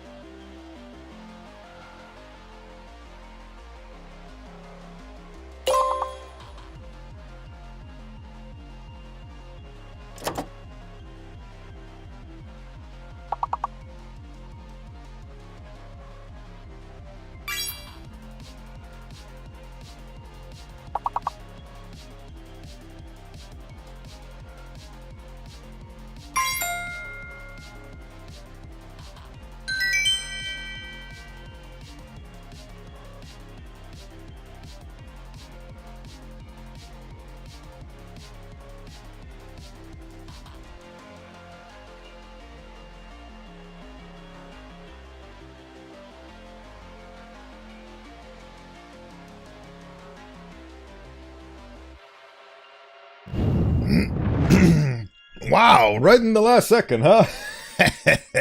Good job, everybody. We've accomplished beyond the level 9. Our current record is level 16. Let's see if we manage to go beyond even that point. I've seen people go so far as level 22, and I want to reach that threshold myself. Alright. Where were we? Halloman broke off with a wheeze. At his feet was a familiar tortoiseshell tomcat pawed desperately at its master's crystalline prison, but it could not slow down the relentless encroach of the Dark Elf's terrible curse. Tell him what? Elizabeth wiped desperately at her face, trying to hold back her tears. Tell him what we have discovered! Halloman wheezed. Tell him about the gate, and the way that we crossed enough to another realm! Tell him that I was right all along! Swear it, Elizabeth! I swear, whispered Elizabeth. I swear. Whispered Elizabeth, but it was too late. The crystals had reached Halloman's face, and he was lost to the world. Huh. So I guess he died in the world of imagination. Oh, I get it. I guess the world of imagination is more of an entity itself, and it swallows whole. It filters through.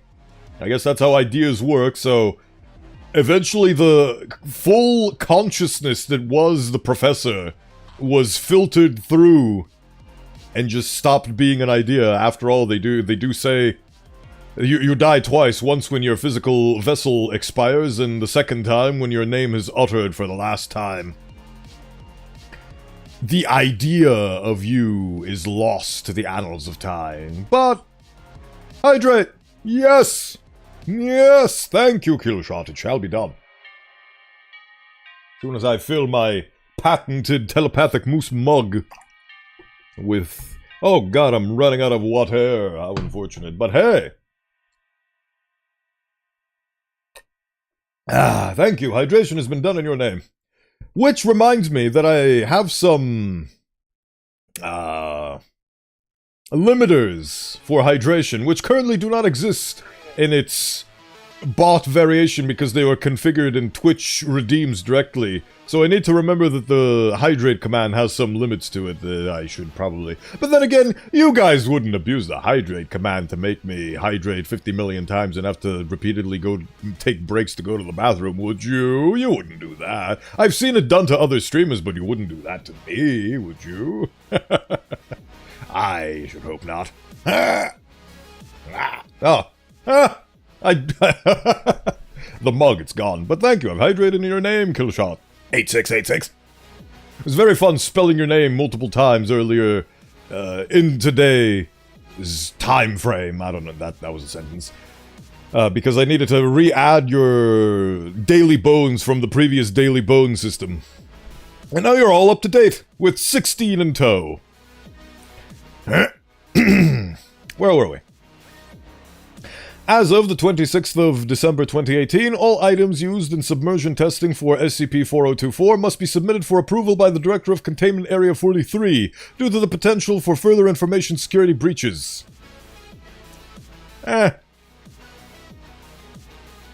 Though the thing about light bulbs is that they're made worse on purpose. It's possible that it is possible to make them last longer, but by making them expire in a shorter amount of time, the consumers are forced to buy more of them. Ah, yes.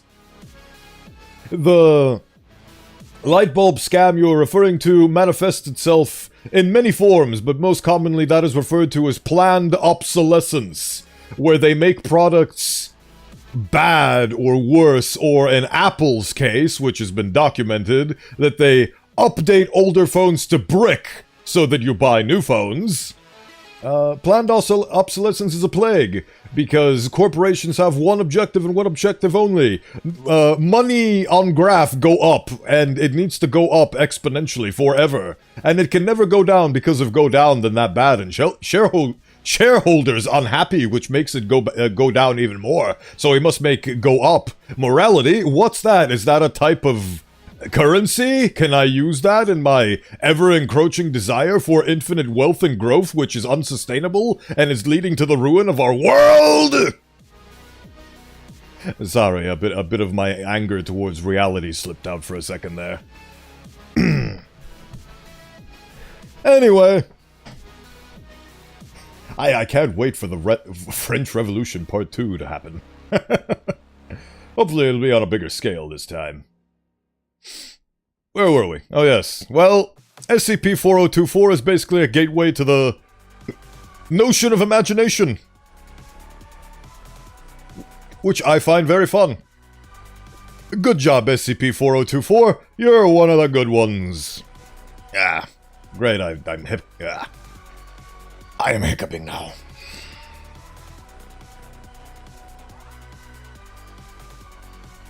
Lord have mercy on my soul. Anyway. Next. Ah yes, I remember clicking on this and then leaving it for next time. Now is next time. I understand your frustrations, they're valid, thank you. If only there was a proper way for all of us with like-minded views on the subject to gather together with... I'm gonna stop that train of thought right there. But anyway, I wish there was an outlet for such frustration, so instead I dump copious hours of my life into RimWorld instead. Nah, that's my coping mechanism. For most things. Like the other day, I was... very interested in an individual from a romantic point of view, and months I spent developing a relationship with said individual, but unfortunately after such time had passed, I learned that they were in fact engaged with another, and I had to drop all of my preconceived notions immediately, which was emotionally taxing for, I might have a rough and hard exterior, but I'm very, very soft on the inside. The goo you see behind my face is very vulnerable and malleable, so I had to emotionally process that for a week or two. Did I say week or two? I meant this week and next week. Ha! Events! Anyway. SCP-294. Item number SCP-294. Object class Euclid. Special containment procedures. There are no standard special containment procedures on file for item SCP-294. You ever have that thing where your ears crackle and pop for some unknown reason whenever you speak? I do not understand it and I do not comprehend it.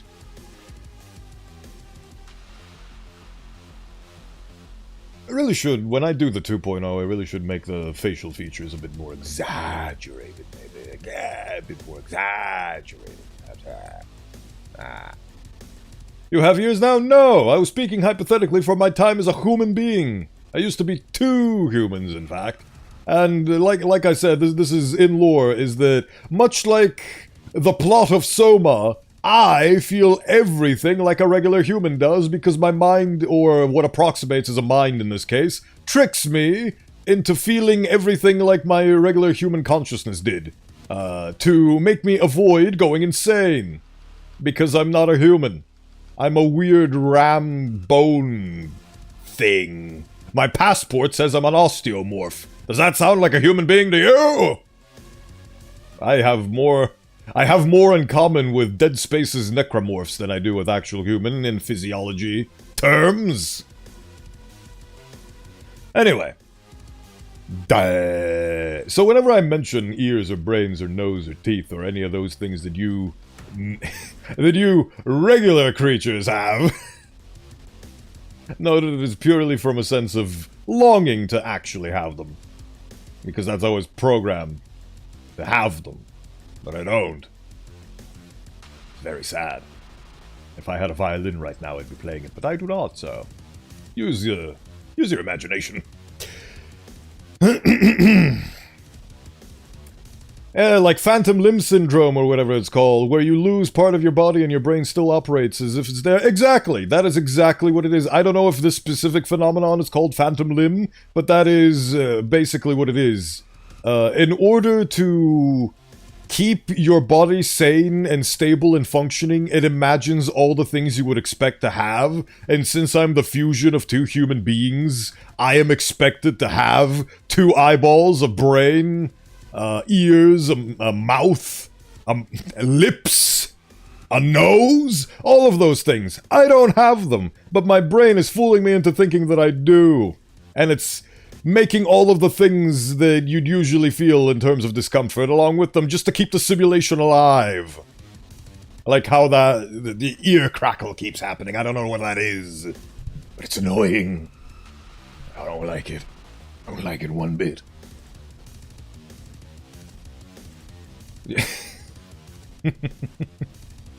That's the fun part, is that when I look in the mirror, I see a human being, but when you look at me, what do you see? Note to self, Bowen didn't lose his humanity by choice. I mean... no. I feel like I told this story when I debuted, but it's been a very long time since I debuted my 1.0, so allow me to reiterate. Wizard and the knight had a fight, and from the ensuing battle, I emerged because the wizard tried to hijack the knight's body, but the spell failed due to the fact that the knight had anti-magic, and it basically turned into a freak accident that merged them together. At least allegedly, that's what I've come to the conclusion of from investigating the borders of the fathomless pit, which is where I came from. Which is what I, again, presume happened when they fought and the explosion occurred. It was a very, very long explosion. Could all be wrong. Could very well be wrong. But, I have both of their memories, but I'm a separate being. Like, I'm my own person, even though I'm basically a fusion dance between 2 different people. It's weird. It's weird how fucked up magic works. How freak accident broken, partially dispelled, last minute necromancy works. Turns me into an osteomorph somehow. I don't know how it works, but every time I close my eyes, I see sigils. It's very hard on my psyche, you see. I might be a little bit daft. Right. Anyway. However, only personnel of security clearance level 2 or higher are allowed to interact with it. See document SCP-294-A. SCP-294 is currently being stored in the 2nd floor personal break room and is monitored by 2 guards of security clearance level 3 at all times. It's a vending machine, for gosh's sake. What the hell does it do? Description. Item SCP-294 appears to be a standard coffee vending machine. The only noticeable difference being an entry touchpad and buttons corresponding to an English QWERTY keyboard. Oh, I didn't actually notice that part. Upon depositing 50 cents US currency into the coin slot, the user is prompted to enter the name of any liquid using the touchpad. This is a Euclid? Okay. Upon doing so, a standard 12-ounce paper drinking cup is placed onto the and the liquid indicated is poured. 97 initial test runs were performed, including requests for water, coffee, beer, and soda. Non-consumable liquids such as sulfuric acid, wiper fluid, and motor oil, as well as substances that do not usually exist in a liquid state such as nitrogen, iron, and glass. And each time, 1 returned a success. Test runs with solid materials such as diamond have failed. However, it appears that SCP-294 can only deliver substances that can exist in liquid state. Huh. That is really useful. It is a vending machine in every sense of the word.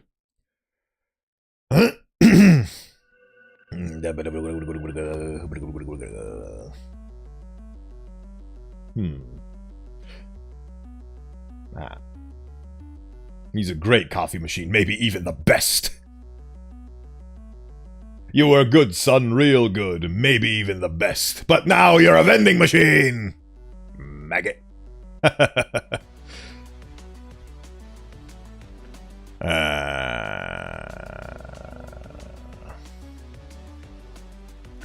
It is note that after approximately 50 uses, the machine would not respond to further requests. After a period of approximately 90 minutes, the machine seemed to have restocked itself. Oh, that's really fun. It is also interesting to note that any caustic liquids that would have eaten through a normal paper cup seem to have no effect on the cups dispensed by the machine. Oh, wow. Testing is ongoing. As suggested, SCP-294 was moved, and this only costs 50 cents US. This is an overpowered vending machine. Isn't there an isekai about a guy turning into a vending machine? I mean, there's an isekai for everything, so I'm pretty sure there is. I wouldn't doubt that for a second, Skull. I wouldn't doubt that for a second. Oh, so I have... The fuck is an isekai? That is an excellent question. An isekai is a genre of Japanese manga and or anime which entails a protagonist who is seemingly of the normal, mundane, regular world being killed off, usually by a truck, and being transported into a phantasmical, magical world when you reincarnate in a different world. Or, in way less yappy terms, what Toaster said. Examples of famous isekai include ReZero, Konosuba.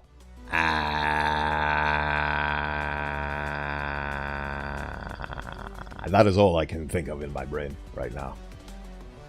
There's so many of them, it became a very, very tired SAO. Oh, Sword Art Online? I'll take your word for it. Nothing fate related. That's just dealing with... that's like a reverse isekai, where instead the dead historical figures get transported and get pit against each other like Pokemon. Any other isekai? I can't think of any isekai right now, besides the two that I've already mentioned. Those are the ones that I've personally watched and enjoy. May have enjoyed ReZero when I was younger a bit more than I enjoy it now, but, you know, it's still decent. Oh yeah, the slime! That time I got reincarnated as a slime! Yes, I remember that. Again, another one that I enjoyed more when I was younger than I do now. Still decent.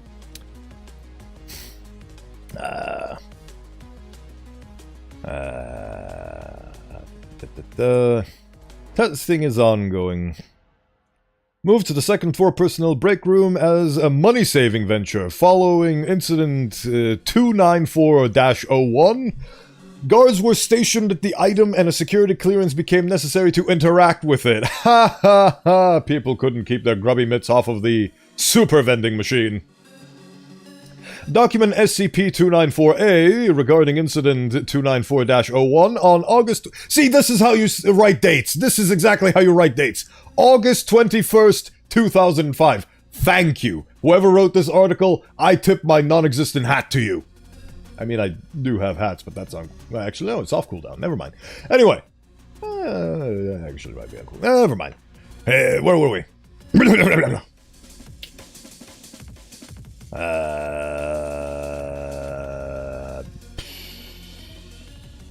I forget where we were.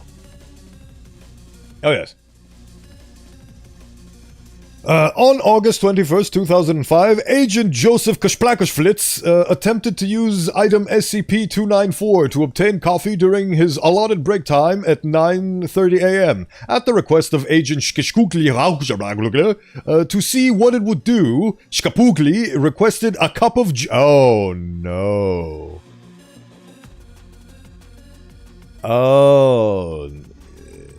Redacted requested, quote-unquote, a cup of joe, which we are aware is a term for... I don't actually know, but it's an American term for just a cup of coffee. But the problem with that is that the machine... It does not speak in Americanisms. From the item. Moments after confirming the selection, Agent Joseph Kashplikishluk began to sweat profusely and complained of dizziness before collapsing. After moving the unconscious agent to the infirmary... Oh, Joseph. The medical team recovered contents of the cup dispensed by SCP-294, a combination of blood, tissue, and other bodily fluids. Testing revealed the DNA sequence of the biological material dispensed by SCP-294 matched that of Agent Shkaplukishplak. Presumably Agent Joseph. It gave him a cup of Joseph. God damn it, dude. Agent Spliggy made a complete recovery after 4 weeks of rest and intravenous hydration. X-rays and CAT scans showed no further signs of injuries, and Spliggy was released. Both agents were reprimanded. Additional security measures for SCP-294 have been recommended. Alright. I mean, honestly, fair enough. Fair enough.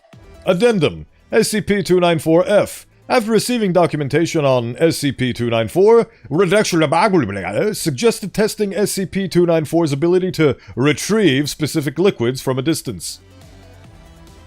Addendum. SCP-294-H. With the overseeing of O5, data expunged. Well, luckily, out of all the Joes in the world, it chose to have the one standing in front of the machine. I mean, I think that, yeah, that is lucky, but I think we're gonna learn that it actually works based on proximity. So, the closest Joe to the vending machine for the cup of Joe was Joseph. A cup of SCP-075 secret. Which one was... I think we read 75. Oh yeah, we did read 75. Oh yeah! If you recall, SCP-75 secretes a type of acid that melts through anything and everything, and they have not found any means to contain its acidic secretions. This is a fun way to intersplice things. Actually, I think I got to this vending machine article from SCP-075, so...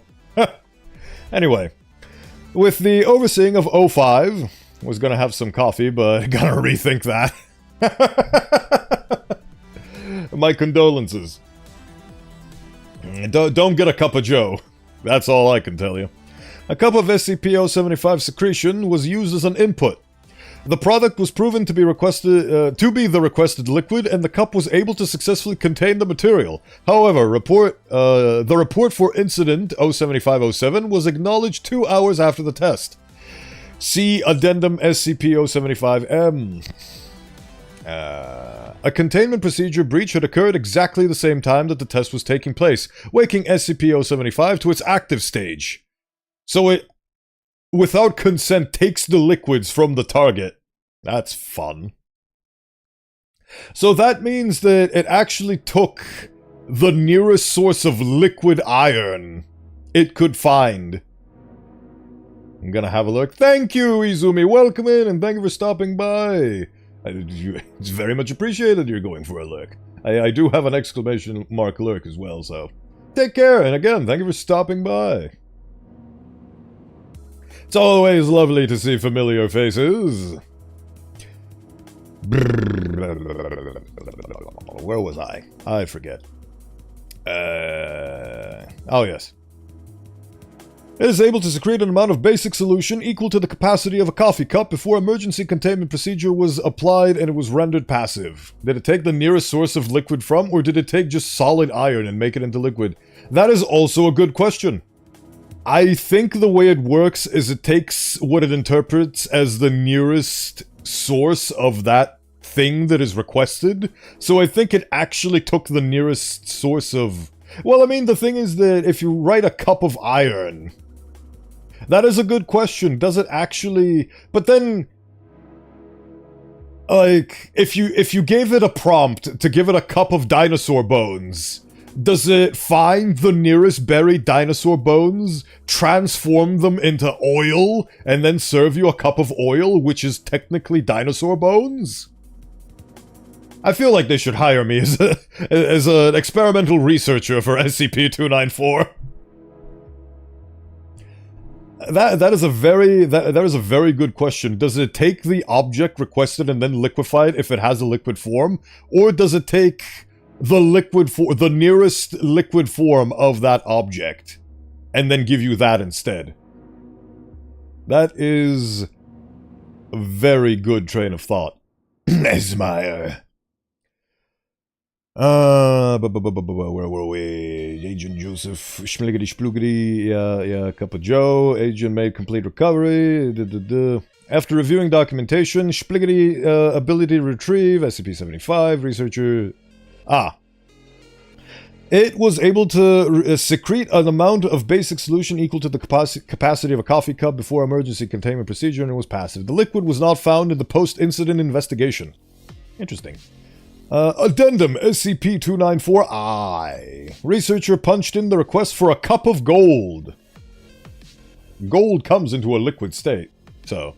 The machine dispensed a cup of molten gold. Researcher requested similar precious metals with the same result.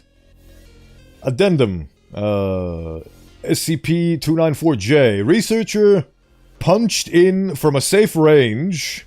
Request for a cup of anti-water. The machine hummed briefly, then displayed out of range on the entry pad.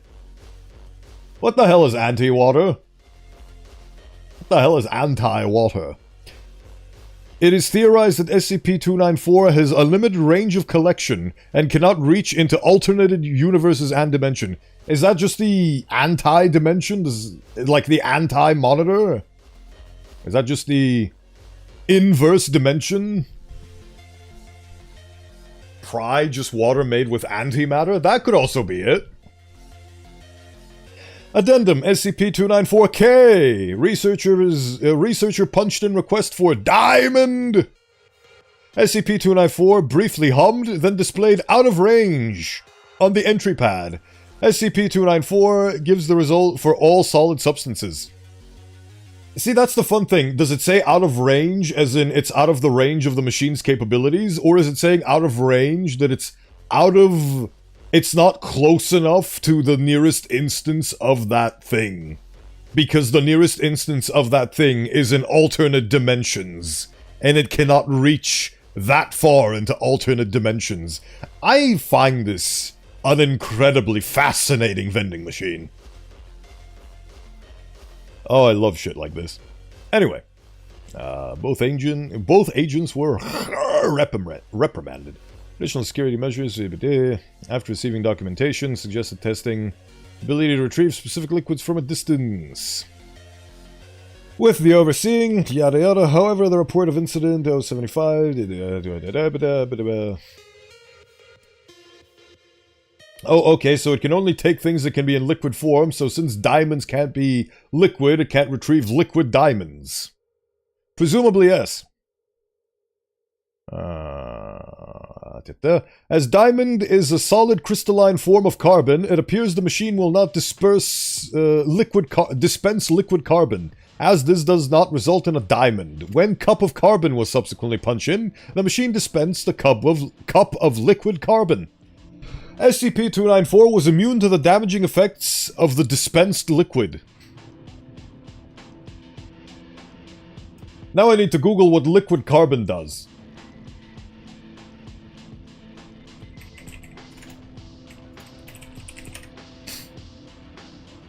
What is known about liquid carbon? Chemistry Stack Exchange. That's adorable. They have a chemistry version of Stack Exchange. That's lovely. I am human. Well, as far as you know.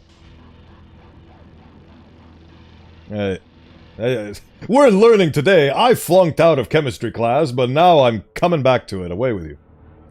What is known about liquid carbon? The wiki tells me that if you heat carbon at atmosphere pressure, it eventually turns directly into a gas without being liquid. At what pressure can you make liquid carbon? Has anybody actually ever studied liquid carbon? Surprisingly, a web search did not answer these questions. Let's read the top. Oh my god. Graphs! The carbon phase diagram shows that liquid carbon is only achievable at high pressure, 100 atm, and high pressure, 4500 Kelvin. I'm going to assume that's Kelvin. This means that liquid carbon probably has very limited applications and not many will be researching it. Funding is hard to come by when applications of research are not apparent. Ah. This was 11 years ago. Surely we have come to the discovery of what liquid carbon is and does in those 11 years. Surprisingly, a web search for liquid carbon turns a few results. Ah, yes, classic, let me Google that for you. I feel my brain growing so big with this new knowledge. It's fascinating to me. A 2005 study of liquid carbon by X-ray absorption spectroscopy. Low-density liquid carbon contains predominantly two-fold coordinated chain structures. As the density increased to that of solid forms, bond hybridization increased And threefold coordinated graphite-like and fourfold coordinated diamond-like bonds become more prevalent, indicating SP squared and wait, was it squared? I forget. Oh yeah, SP squared and SP cubed.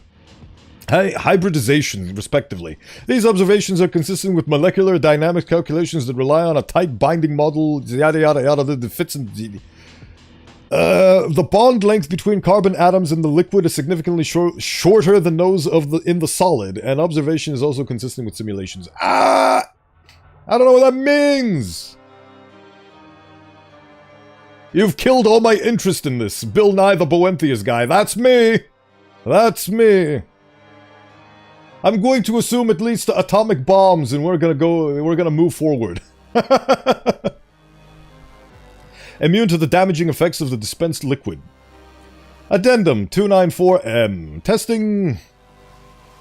Testing for range of SCP-294's capacity for retrieval has been initiated. A unique compound has been formulated.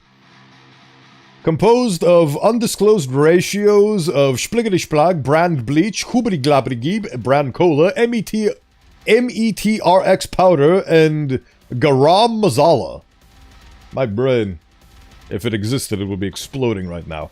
The fluid was created and placed in a sealed container 25 meters away from SCP-294. When requested, the fluid was dispensed. An equal amount of the mixture was no longer present in its original container. What? Fascinating. Did they accidentally make mustard gas?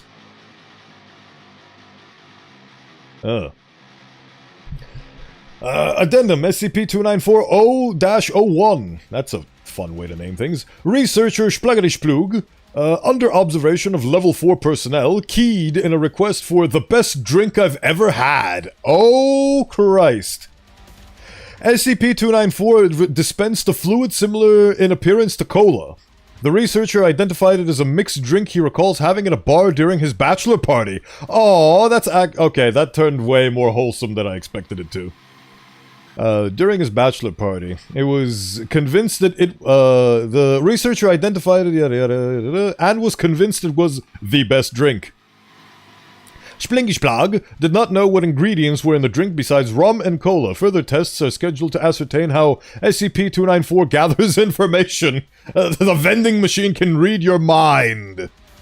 Wait, if the vending machine is potentially sapient, and it can read minds, when the guy punched in a cup of Joe, the machine was being a dick, essentially, because if it understood that the guy meant a cup of coffee, then a cup of Joe was the vending machine being an asshole.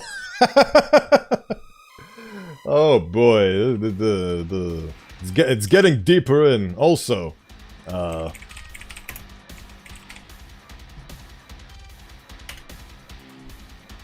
I forgot to give you one of those. Did you know that Izumi Archfade does a stream? I do, and you do too now. Go check him out at your leisure.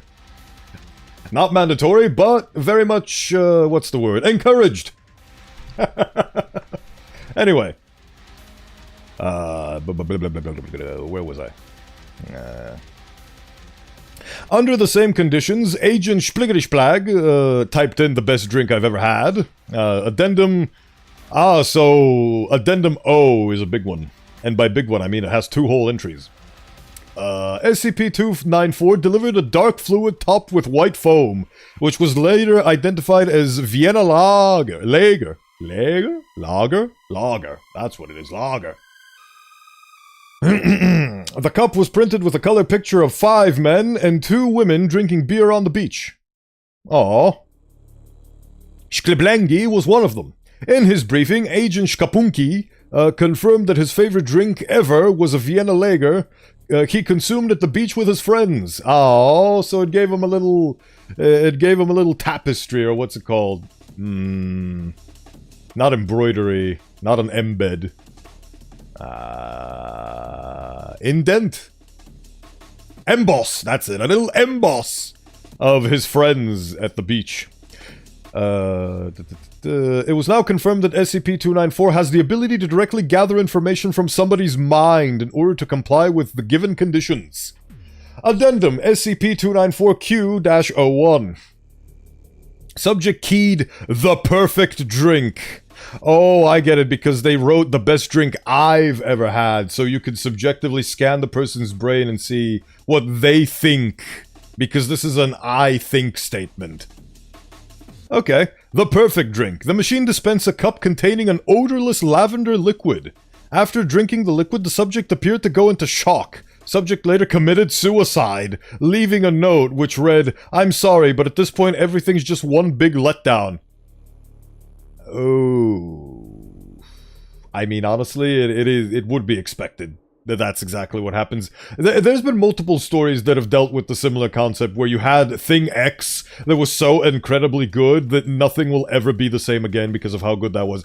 Oh yeah, that actually reminds me of the episode from Kurzgesagt. If I butchered that pronunciation, I apologize. Where he talked about Fent. Everybody's favorite meme drug, fentanyl. And it's horrible.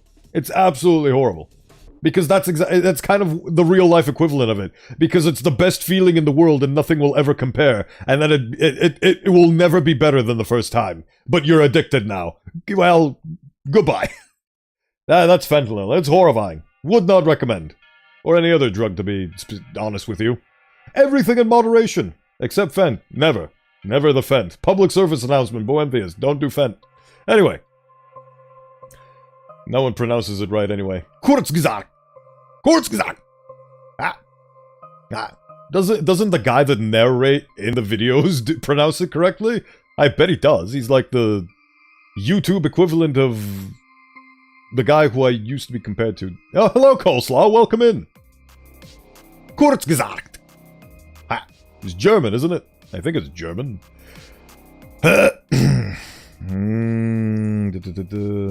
Requesting such a drink again is highly discouraged. None of the components of the drink have yet to be identified. Oh boy. Addendum SCP-2940. See, the thing is that even though the components of the drink have never been identified, the fact that the machine was able to produce such a liquid means that these elements and compounds exist within the dimension of the SCP universe. Which makes it actually tangible to obtain without the use of the vending machine. Highly discouraged, but not prohibited. Like, for example, if you know that you're gonna die from cancer or something, having the perfect drink would honestly be a really nice thing to do before you die of cancer. Or have the plug pulled on you. That's one of the useful applications I would see for this sort of deal. Right, anyway. None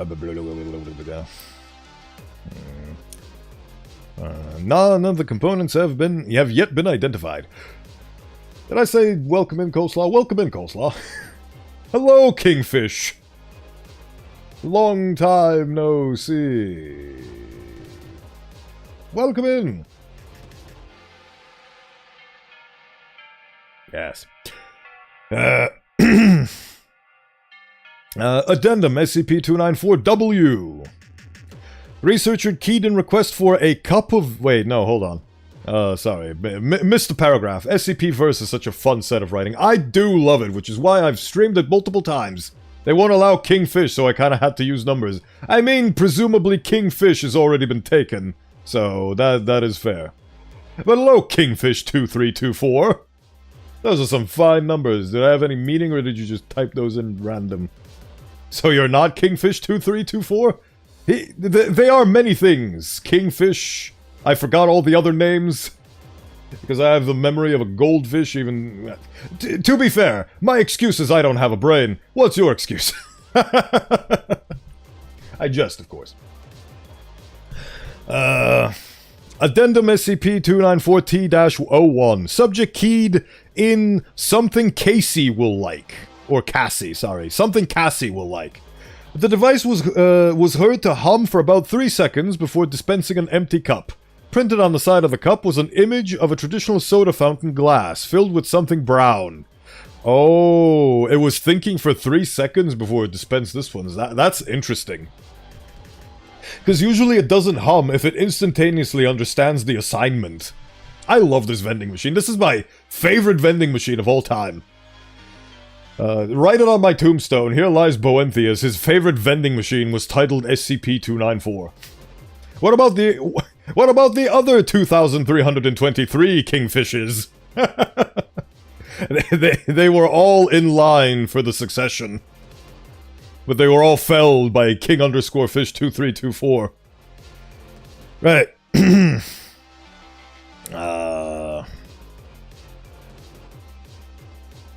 Printed on the side, filled with something brown and topped with whipped cream. Upon introduction to SCP-85... Oh. It was identified by her as chocolate banana milkshake and judged delicious. Oh. So Cassie is SCP-85. Neat, I guess we know what we're reading next. Haha.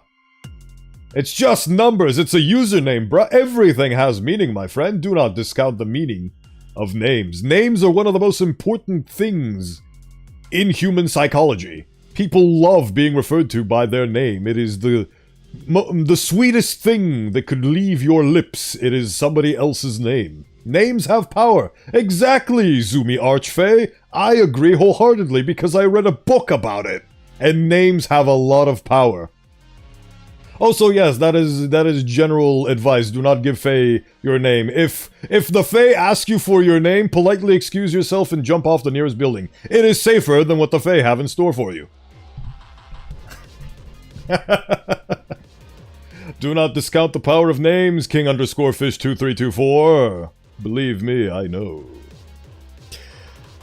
But then again, you can do whatever you like with your life. It is your life, and it's now or never. We ain't gonna live forever. We are gonna live when we're alive. It's our life. Collectively. One singular life.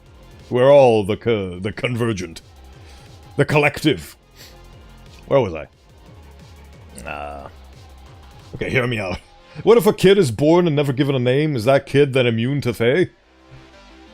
Yes! I think there's actually a stipulation where if you give the Fae... Let's say you were born, and you were never named, and then you decided to give yourself a name. And you just go by that name, because that's what you decide to call yourself as. If you give the Fae that name, I don't think it'll count as valid, because that's not your name, it's the name... Well, but then you go into the concept of... Does the name your parents give you count as valid? I mean... You're your own flesh and blood. Surely if you give yourself a name, if nobody else gave you a name and you yourself gave you a name, surely that must be your name. So, I think my theory kind of fell apart before it left the starting line. So, I don't know. I need to check the Fae rules, whether or not they regard names given to people by that very same person themselves on their own accord counts as their name. Or if you need to have your name specifically be given to you by a blood relative and or legal guardian. So the Fae needed to be legal, government-documented name? See, that's where it becomes vague. I don't know. I am not familiar with the intricacies and details of Fae lore. The only thing I know for a fact is that they like to steal names, so don't give them yours.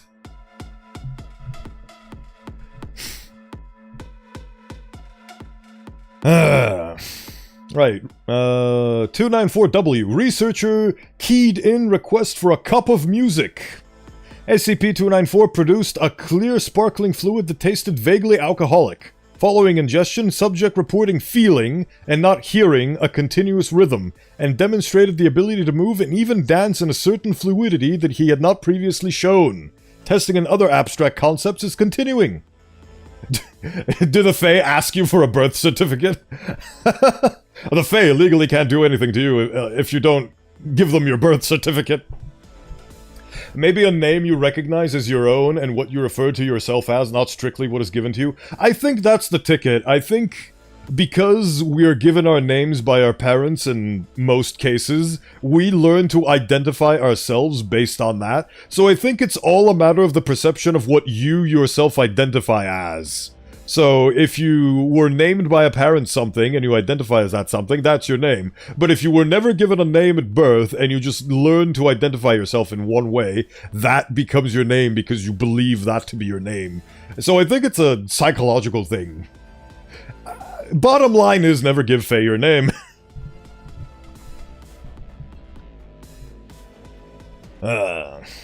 We are unraveling so many threads of different faculties of lore and esoteric meta in this stream. It's lovely, I love it. Fae bureaucracy is a friggin' hellscape. You'd know, wouldn't you? Also, I love the distinction between Fae, F-A-E, and Fae, F-E-Y, which is the plural and singular, respectively. Like moose and moose. Well, you're giving it up, but still. Yes. Do not give up your name to the Fae.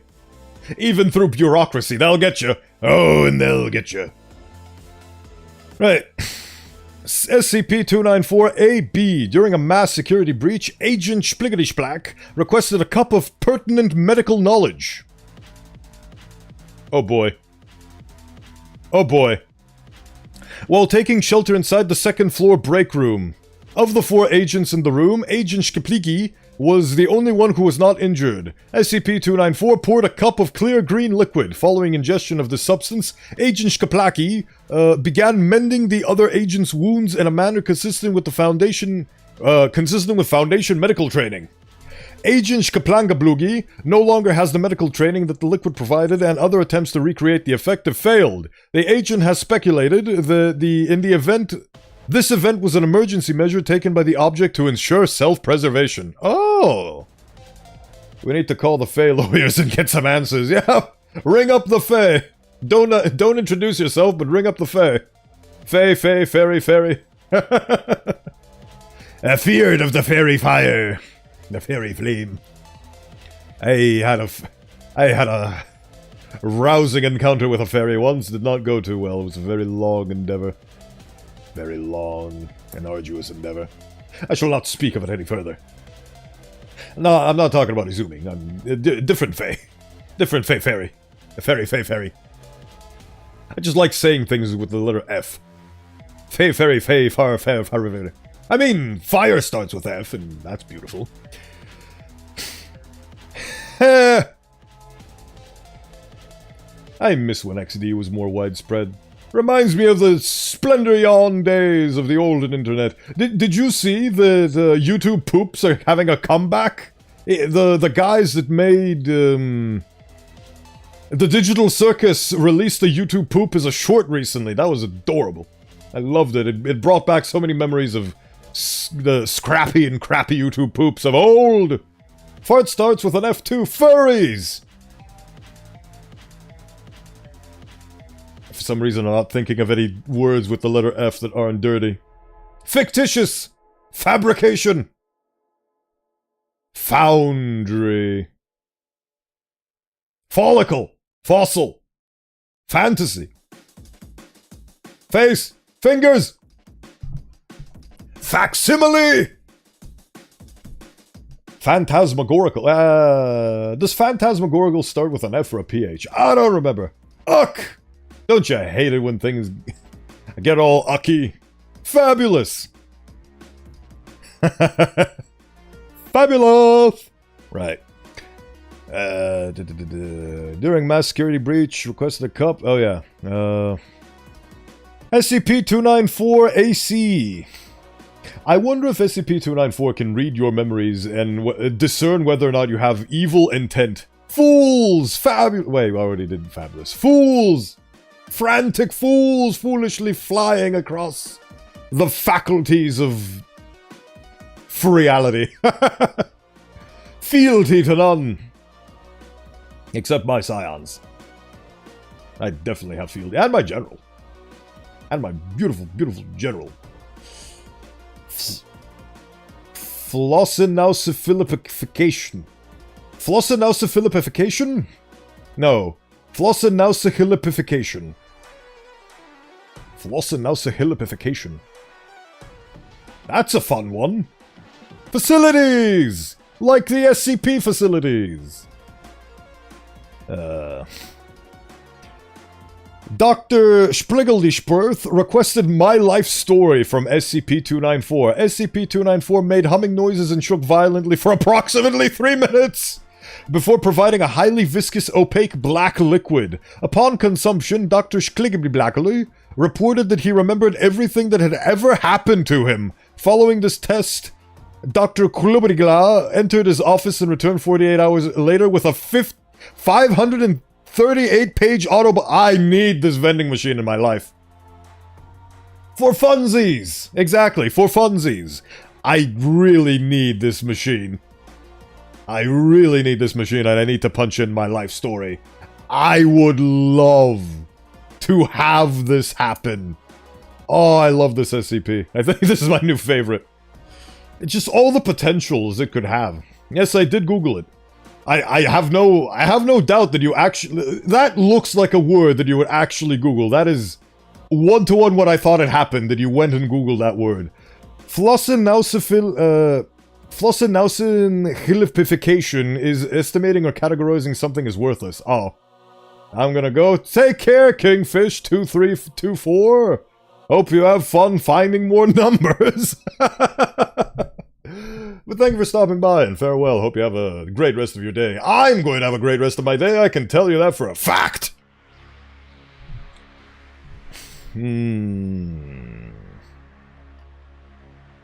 He wrote his entire life story in under 48 hours. He was very excited for that, I suppose. Addendum, SCP-294-AD. Researchers produced requests consisting solely of the phase Surprise Me. Oh god. Device produced an opaque cup containing normal water, later determined to have been heated to approximately 200 degrees Celsius. Upon receiving vibration from transport, the contents of the cup turned into steam, violently spraying boiling water in a 2-meter radius. Ha! The chat just momentarily devoted to shouting words starting with F. Isn't it fun? Frantically finalizing for words. Very fascinating. Very fascinating. Addendum SCP-294-AF. Researcher produced request for the blood of Christ. You can't see it right now, but I was holding my forehead in face-palming shame. Researcher produced request for blood of Christ. SCP-294 vibrated and produced the message. Hic est enim calix sanguini me. Then produced a paper drinking cup containing approximately 0.12 liters of red grape wine. Alright, time to check what that means from Latin.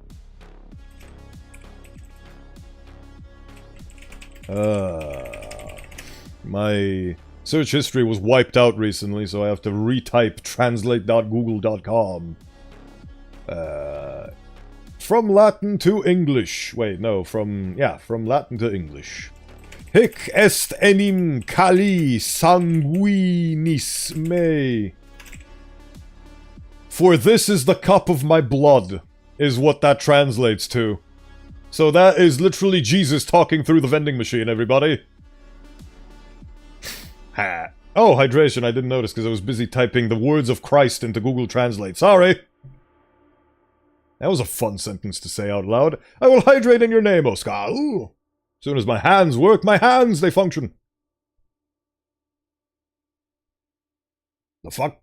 Oh, I guess it took me too long and the cup disappeared in my hands! I did still hydrate in your name. I should probably increase the time it takes for the cup to disappear. I just think it's funny we started shouting words that start with F, later talking about how the Fae name system works. Yes! Well, that's... I think I'm the culprit in this case. I'm not good with coming up with names. You are, Arto Skull. I think you are, at least.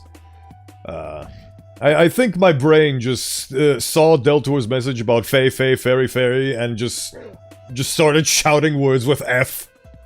That was fun. That was a fun little combined melding of the...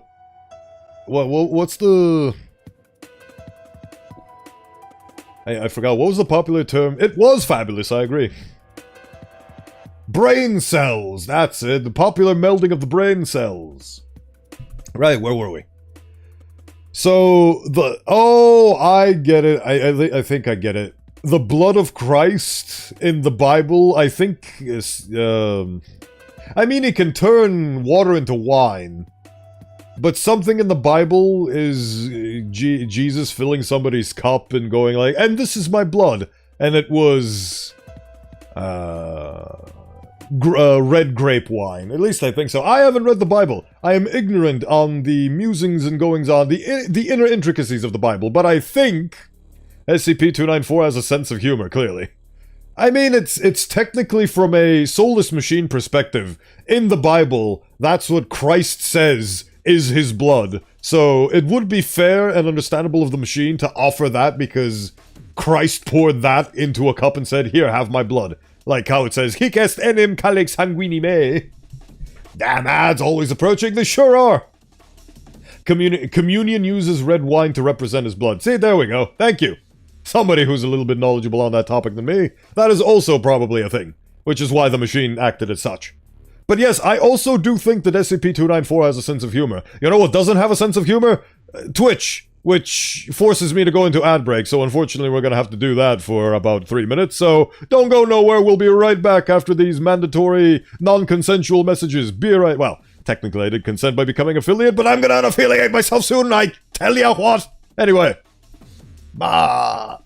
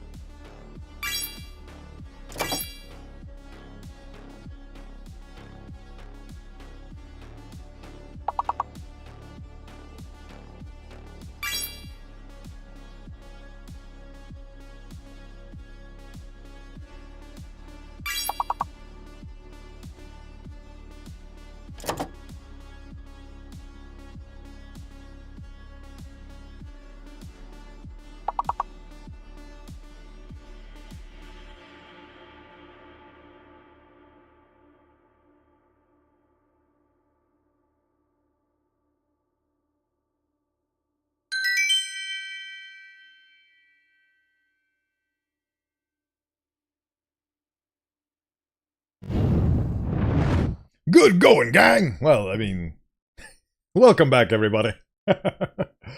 The tides of words on stream turn ever tightly. We couldn't manage to get through that fake weather. So many words with weather, and I couldn't think of any of them. Besides the ones that were already there. Like there. And where. Where? There. But hey, it is what it is. Last commercial break of the day for the stream, because I'm going to be wrapping things up in approximately 30 to 40 minutes, because guess what released? Yes, that's right, it's RimWorld Odyssey, and I'm going to play the shit out of it. But anyway, I'm doing this. Delightful. Addendum. Open brackets, SCP-294-AG. Researcher produced the request for cup of Smilodon blood, cup of passenger pigeon blood, cup of Thomas Jefferson's blood, and received 3 out-of-range errors. Okay. Well, I mean, the theory about out-of-range meaning both that it's not in this dimension and it doesn't exist are both true. So, SCP-294... God, so many tests with this vending machine. I mean, to be fair, it is a very potent vending machine. Class D personnel with IQ of 99 and low... Can you imagine a game that is actually... has this programmed? I don't know if it exists yet, but if it doesn't, imagine being able to take in any prompt and dispense a liquid of the... or out of range. And so, the Bowenthius disappeared for a week to the RimWorld. Lost was he to the annals of story exploration. Did you know that they by they, I mean the beautiful community of RimWorld, released a mod that allows you to edit worlds and stories and input your own flavor text for things? That's up my jam, because I love things like that. Because the pigeons are drones and therefore do not possess blood? Ah. Silly me thinking that it was because that particular type of pigeon was actually extinct. No, pigeons are just not real and they wouldn't have blood. This dimension is out of range of pigeons with blood. All of the pigeons are secret camera things. If you ask for pigeon blood, would it give you oil? What do the cameras run on? Electricity? Oil? Any liquids? Birds aren't real, just like Australia. I wish to visit Australia to make sure that it is real for myself, because I've heard stories, but I'm not convinced that Australia is real. I've heard people, I've interacted with people from Australia, but I am not yet convinced. I even have some viewers from Australia. I believe Bob, who was here earlier, is from Australia, unless I'm mixing up my memories incorrectly in my brain. Anyway, Australia. Would love to visit someday, because there is actually, I believe there's a town in Australia called Bowen. I'd like to visit, so I can see for myself what I am like in city form. Anyway, a D-class personnel with an IQ of 99. By the way, an IQ of 99 is below average because the way the IQ system works is 100 is the standard average. So if you have an IQ above 100, that means that you're above average intelligence. I'm above average intelligence. I have the same IQ as Adolf Funny Mustache. That's a fun fact. I don't know if I've dropped, but when I did the IQ test, that's what it told me. And that was a fun little fact. Anyway. 90 to 110 is normal range, yep. So, with IQ of 99 and low curiosity scores, was given written instructions about what to request. The D-class personnel produced the request of blood of Canis lupus. And received a cup of liquid subsequently identified as wolf blood. Make the fan stronger because I am living in a heat box. My computer is so powerful it heats up my entire room and me in it, cooking me for the entirety of the stream. And I can't open a window because then you'd hear the noises of the outdoors. And I don't like that because I'm a sound purist. I've never taken an IQ test, but if I ever do, I'm either going to try to get a high or as low as possible. No average for this guy. Fair enough. Fair enough. I mean, IQ tests are bogus and all that, so it doesn't really matter.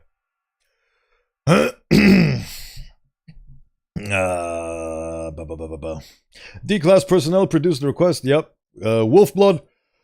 The D-class personnel next produced the request for saliva of Equus ferus calabus and received a cup of liquid subsequently identified as horse saliva.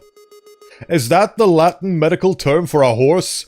Equus ferus calabus. Cabalus. Equestris. Right, anyway.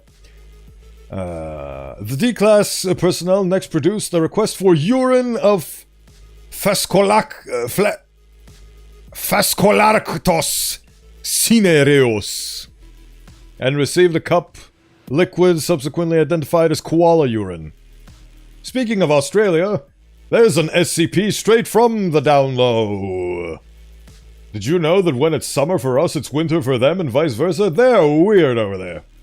Honestly, purposefully getting a low score as low of a score as possible would be funny because every time I beat someone at something, I can shout, "How'd you manage to lose to somebody with an IQ of 3?"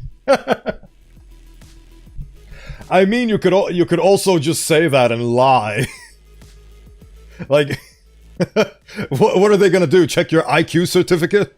Check the IQ database for _Vanguard? I don't think so. How did you lose to somebody with an IQ of 1.675? It'd be funny if it was... That is true. I took an IQ test and it told me that I have an IQ of 3, so I bet it feels doubly as bad for you to know that you were beaten by somebody of such a low caliber of intelligence, according to the... What does IQ even... intelligence coefficient? Is that what... Coefficient starts with a C. Hold on. I'm showing my own IQ. My points are dropping the more I speak.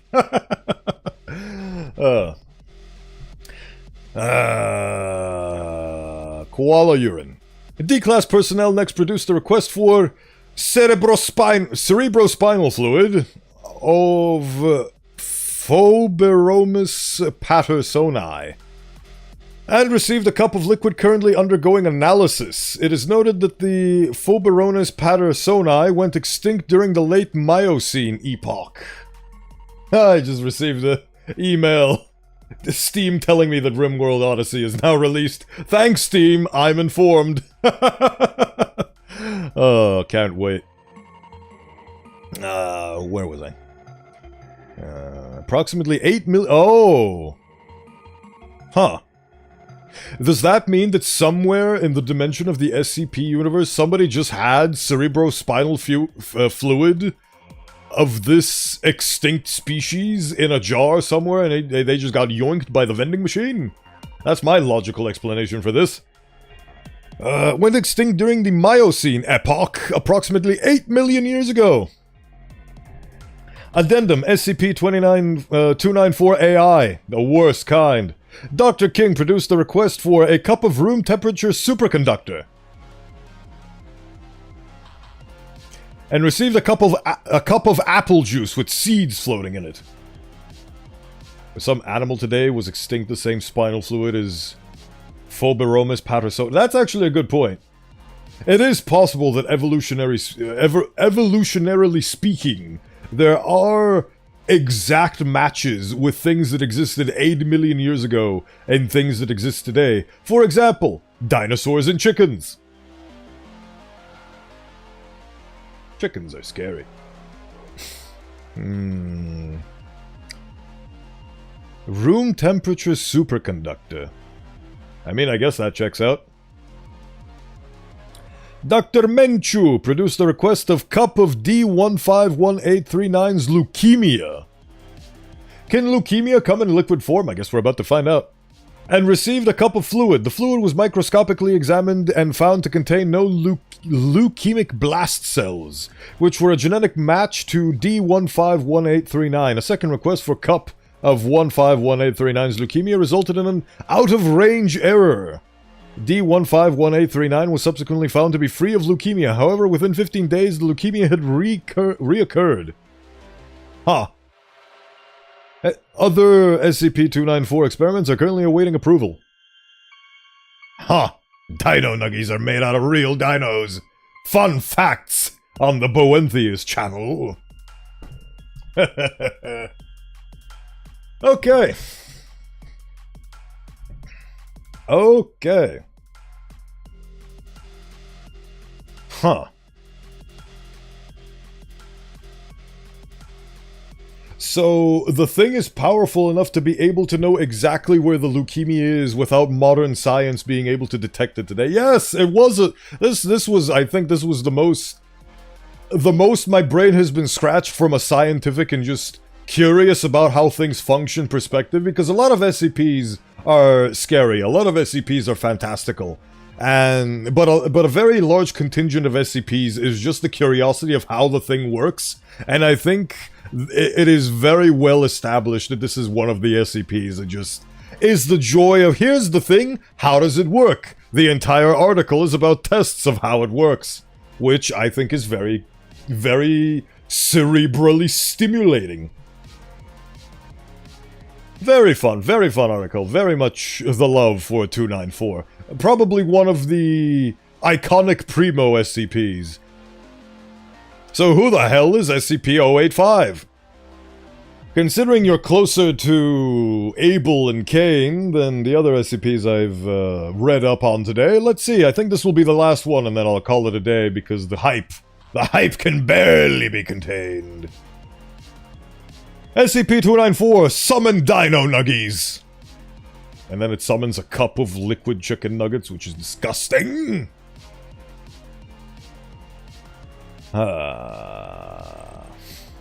SCP number SCP-085, object class safe.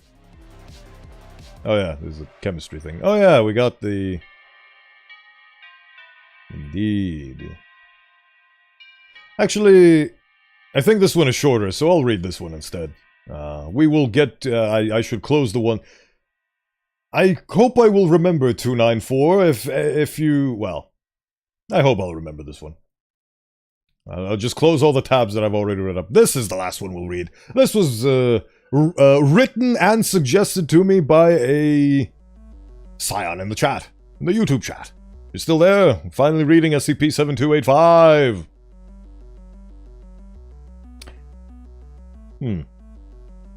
Containment class, safe. Disruption class, risk caution. SCP-7285, building from the outside, taken prior to the start of first period. Did the guy just use his own school as a topic for an SCP article? Let's find out. Special containment procedures. The student population of West Hill School is to be continually monitored for irregular behavior patterns and interactions with other students which are not localized to the school premises. All individuals currently teaching at West Hills High are barred from interacting with any of the student body outside of the school or after school hours. Any devices capable of recording distributable media are to be confiscated from students under the guise of measures against student dishonesty. Any online media originating from within the school is to be taken down, with higher priority given to content depicting students engaging in conversation with each other. Okay. SCP-7285 is the designation given to the Forced Personality Distortion Field located within West Hills High, and expanding to any property used under the curriculum, primarily affecting the student body, hereby referred to as SCP-7285-1. This effect is entirely isolated to school facilities and has not been observed to persist after SCP-7285 leaves the premises. The anomaly alters an individual's personality by targeting memories of important life events in previous sessions of school.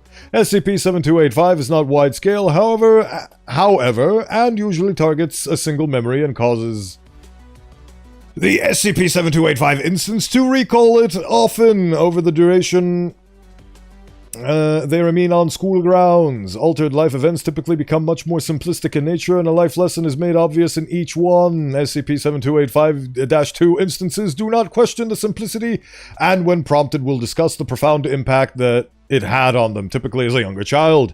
Personality traits that are changed in any way by the alteration of memories are extremely over-exaggerated and cause the instance to exhibit a smaller range of emotions and differing/no reactions to certain stimuli. Altered personalities stay consistent upon re-entering the campus, however memories are not sustained. Attempting to recall events of the previous school day when not on campus yields in mundane results. Altered personalities tend to follow a template, with students sharing a multitude of similarities and edited memories. Students sharing a template are known to form friend groups and stay close during the school day. Notably, minor anomalous abilities and physical alterations are granted on campus, but fail to manifest when not on school grounds. Students are not able to sustain bodily harm or of any form on the premise. Huh.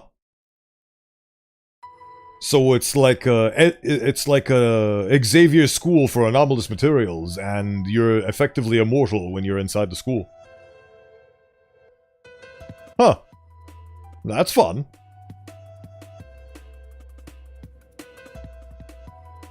You can smuggle high-ranking dignitaries and important political figures in here to have them be immune to damage for a short amount of time, until the assassins after them are captured. But then if the assassin infiltrates the school, you just have a case of immortal chasing the immortal, or invincible. So the entire place becomes a sitcom set. The entire place becomes a Looney Tunes physics simulator, yes. Alright, well, since that was a very short read, let's do 85 as well. Right. Special containment procedures revised on spliggity sploogity bloggity boogity. Object class safe, SCP-85. SCP-85 is to be contained in a single chalk white bond drawing. Oh. Two guys just stabbing each other in the halls? I love how you come in at that exact point, odd bloke. Welcome in, welcome in. Thank you for stopping by. Yes, this is the school where there are no consequences for rampant Londonisms.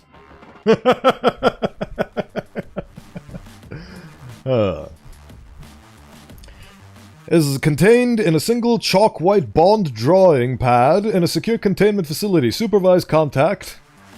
Howdy, how's it been? It's been really well. I had a lot of fun with stream today, and I'm gonna have even more fun when I get to playing RimWorld Odyssey, which released 19 minutes ago. That just sounds like normal school, well, without the immortal part. Yeah, basically, kinda. It alters your memories. I guess that's why it's safe class. Well, what else can you do?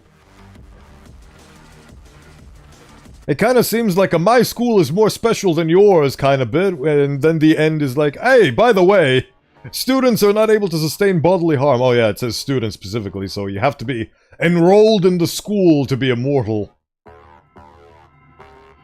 It's basically the description of a somewhat normal school, and then the end is, and by the way, students are not able to sustain bodily harm of any form on the premise. Which just completely shifts the power scaling of this thing. It's fine. It's a nice picture. Right. Crap, I missed the RimWorld DLC drop. I mean, it's still there, you can still get it. And I will get it, and I will play it. It came out 20 minutes ago.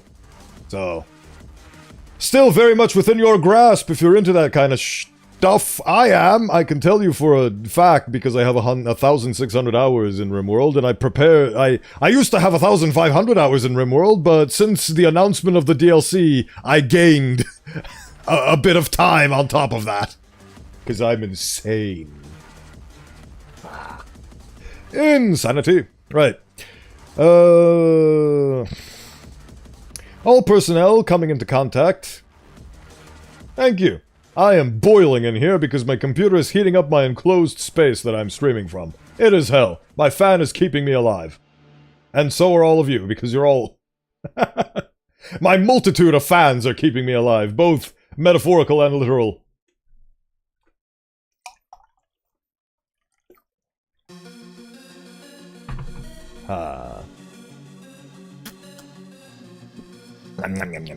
Right, where were we?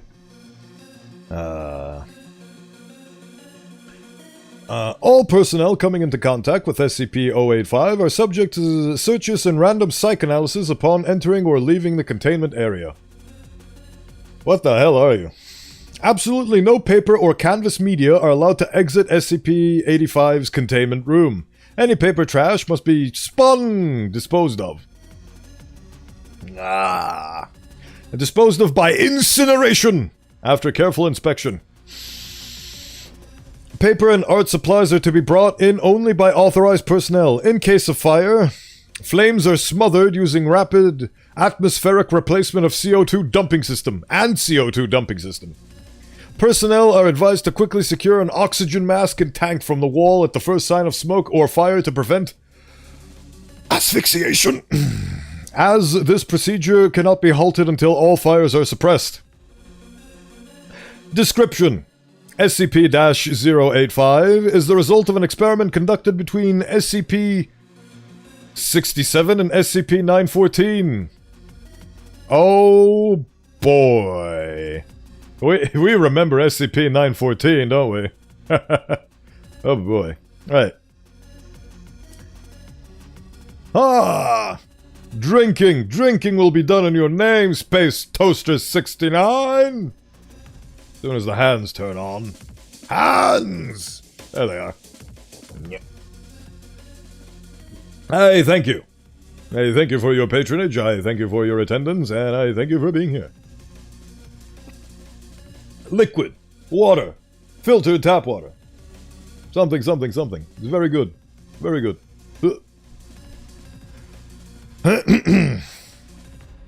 Test subject -1101F drew a single frame figure about 15 centimeters 6 inches in height and 3.8 centimeters 1.5 inches wide. I'll drink to that, thank you. Cheers! Cheers, me hearty. Wide. In summer dress with long hair pulled back into a ponytail with the name Cassandra written underneath.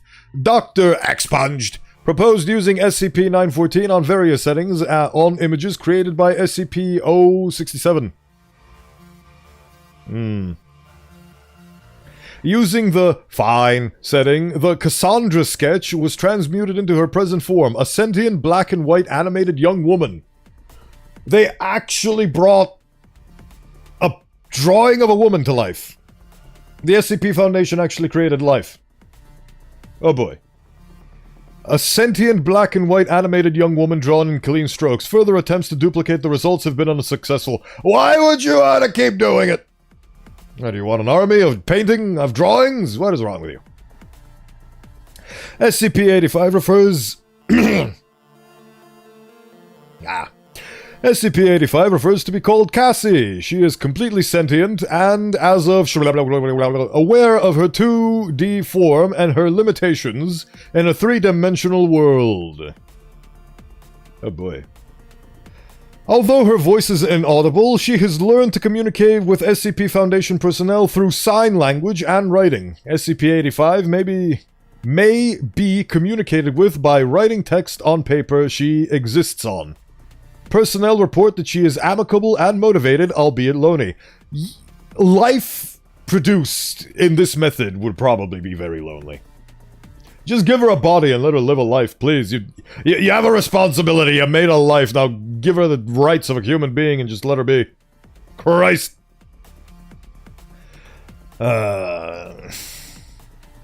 SCP-85 can interact with any drawn object on the same page as if it were real. For example, she is able to wear drawn clothing, drive sketched cars, and drink painted beverages. Except for, they didn't just make a person, they made a whole dimension. They invented a paperback dimension. I got scared by my armor coming back to me. Sometimes the Foundation see a bear poke it and then kills the D-class, sends someone else to poke it twice. Yes, we must conclude. Science for science! Okay, that's what happened when you poke the bear once. What happens when you poke the bear twice, huh? We don't have documentation. Send the human sacrifices! The more I read about the SCP Foundation, the more I think they're a cult. At one point, its knowledge more important than the human life sacrificed in order to obtain it. This is... I'm not gonna... You know what? I'm gonna stop that train of thought right there.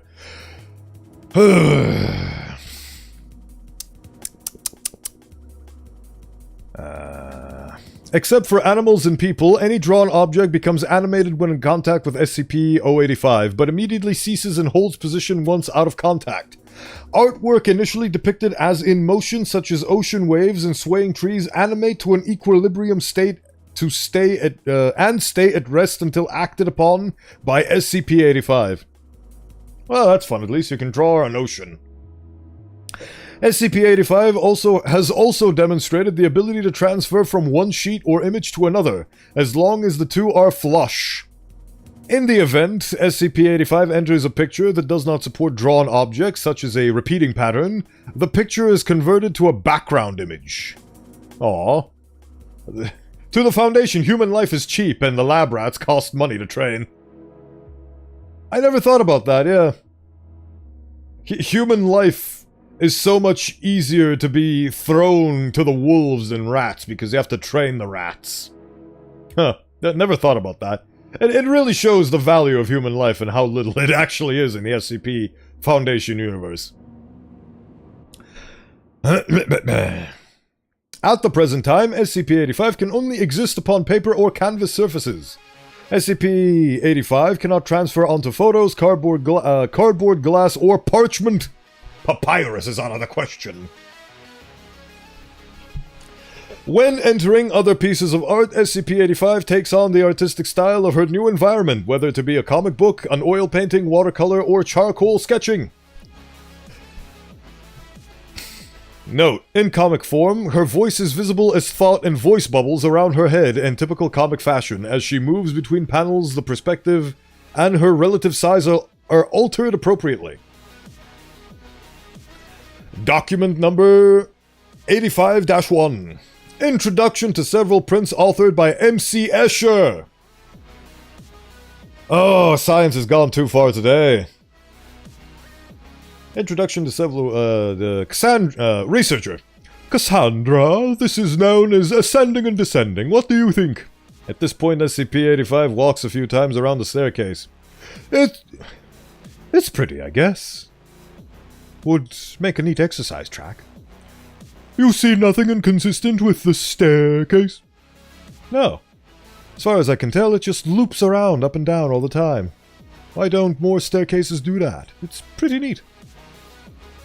After this session, SCP-085 requested several impossible objects in her own environment. These requests are pending O5 review. Oh, immediately going into incident. Wait, what level is she? She's safe? Okay. If you think so. Document number 85-2, Incident 85-A. Prior to Spliggity-Hoobity-Doobity-Hibbity-Hobbity, SCP-085 was unaware of its status as a two-dimensional object in a three-dimensional world. Prior security protocols required that SCP-85 be kept unaware of its true nature in order to prevent psychological distress. Discrepancies with the perceived real world were presented as dreams or nightmares, and an effort was made to present SCP-085 with a scenario in which it was the last surviving human in a post-apocalyptic world, searching for survivors. Why would you want to gaslight the poor thing? The deception was quickly broken following an incident where SCP Foundation researcher accidentally brought a hard copy of SCP-85 Special Containment Procedures Report into the containment facility. You dingus. And allowed it to contact the artifact's current location. SCP-085 transferred onto the document before the researcher could remove it, and was immediately made aware of its true nature. Because of the containment breach, several researchers advocated immediate destruction of the artifact. The decision was appealed to the O5 Council, in which, in a decision, redacted to redacted, I think I'm going more crazy with the sounds at this point, in a blank-to-blank decision, advocated for SCP-85's continued existence. I love this. This really showcases the SCP Foundation's ineptitude. Hey, we fucked up. Let's kill the thing that we fucked up with. My god. Let's bury all the evidence of our misgivings under the rug and pretend like we do no wrong. Since the revelation of her true nature, observers have noted that SCP-85 has begun to show signs of clinical depression. I mean, who wouldn't be in this situation? Psychotherapy has been proposed, but the nature of the artifact's state of existence may make it difficult. Some success has been had by providing SCP-085 tangible means to distract herself from her condition. In addition to the aforementioned optical illusions, SCP-85 expressed particular interest in a set of technical drawings for a 1964 Ford Mustang convertible.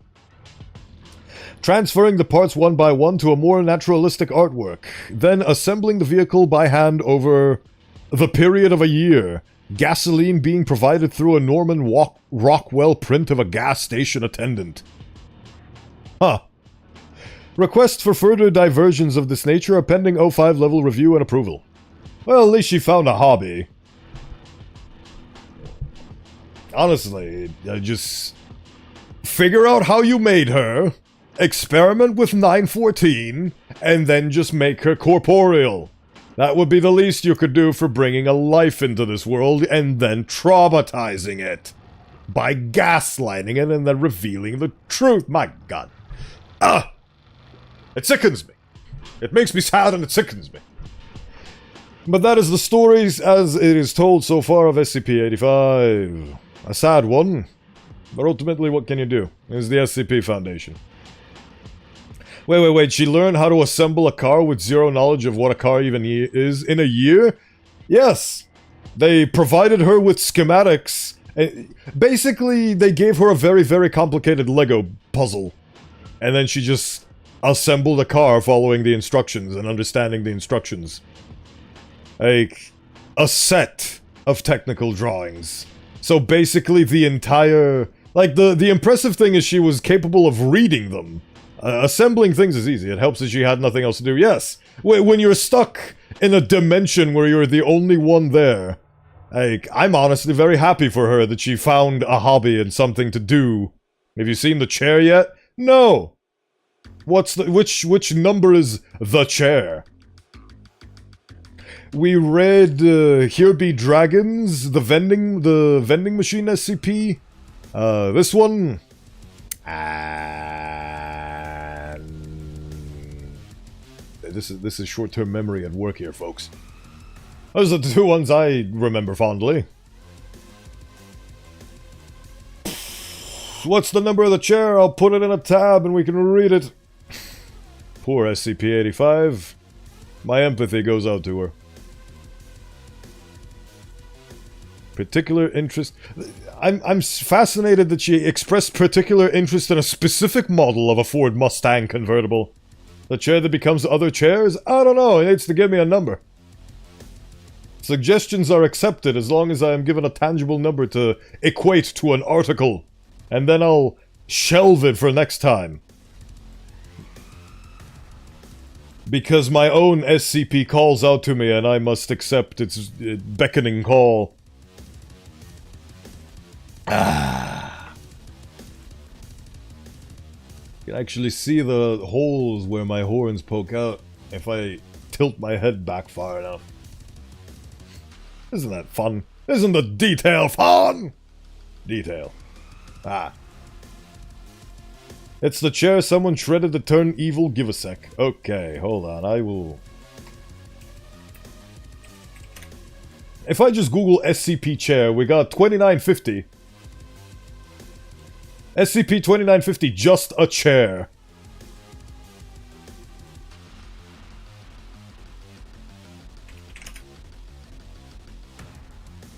Is it? This feels like it's too short for...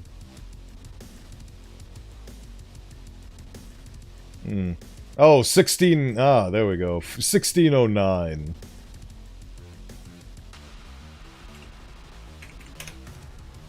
Here it is. Euclid. That is a very long list of words, Magic Man. Okay. Alright, well, we've got... Look at all the... Oh, this one we read. 85. I hope to remember all of these someday. So we have SCP-67, 914, 2950, and 1609 to read for next time. Whenever that happens, we will find out on Sunday. But for now... I don't know why I make noises whenever I do transitions, it's fun. That garden soil shred is a gentle soul, just easily scared, yes. Yes it is. Sorry, I'm in my cabin, my Wi-Fi is really bad. No worries. No worries. You're in a cabin in the woods? I wish you good health. Anyway, thank you so much everybody for stopping by. Today has been an absolutely wonderful stream. Hold on, let me... Hello. Ah. There we are. Ah. I don't usually... I've recently noticed that I don't really touch my... Ah, the spinning, the big spinning. You like the big spinning? Thank you for a great stream, Bowen. Can't wait to see what you have in store next. I hate it whenever I point, it always does a middle finger because it can't tell. Yay! Victory! But, I can tell you, what do I have planned? Games to stream.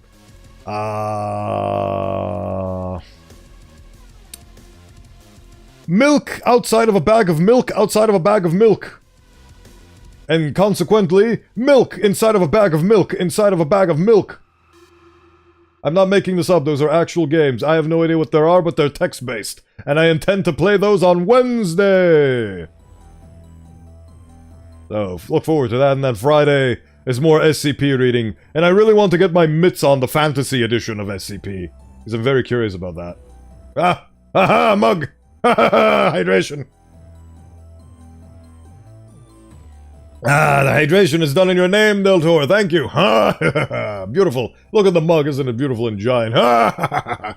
Ah! Like a catch at the end at least. No worries on my part. Whenever you have time, I'm glad that you stopped by all the same. They look quite spooky.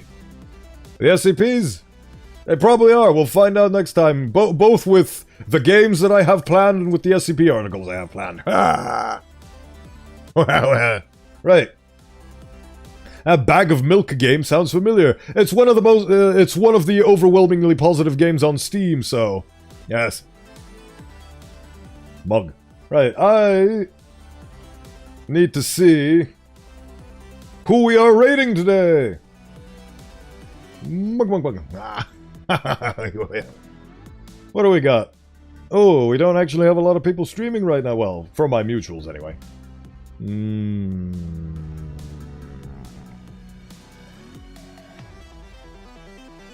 I don't know what I've been told. Stainless steel is hard to fold. Stainless steel is hard to fold.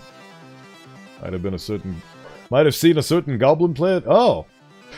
Oh. I think. Yes. Yes, they have. That's fascinating. Well, we'll get to retread familiar grounds in that case, in your case. Right. Somebody new. Somebody fascinating. Expanding the bag of tricks that I have.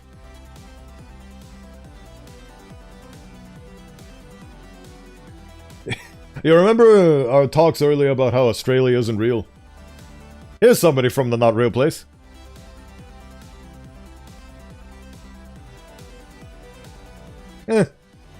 Let's try something new. Raid! I like their name.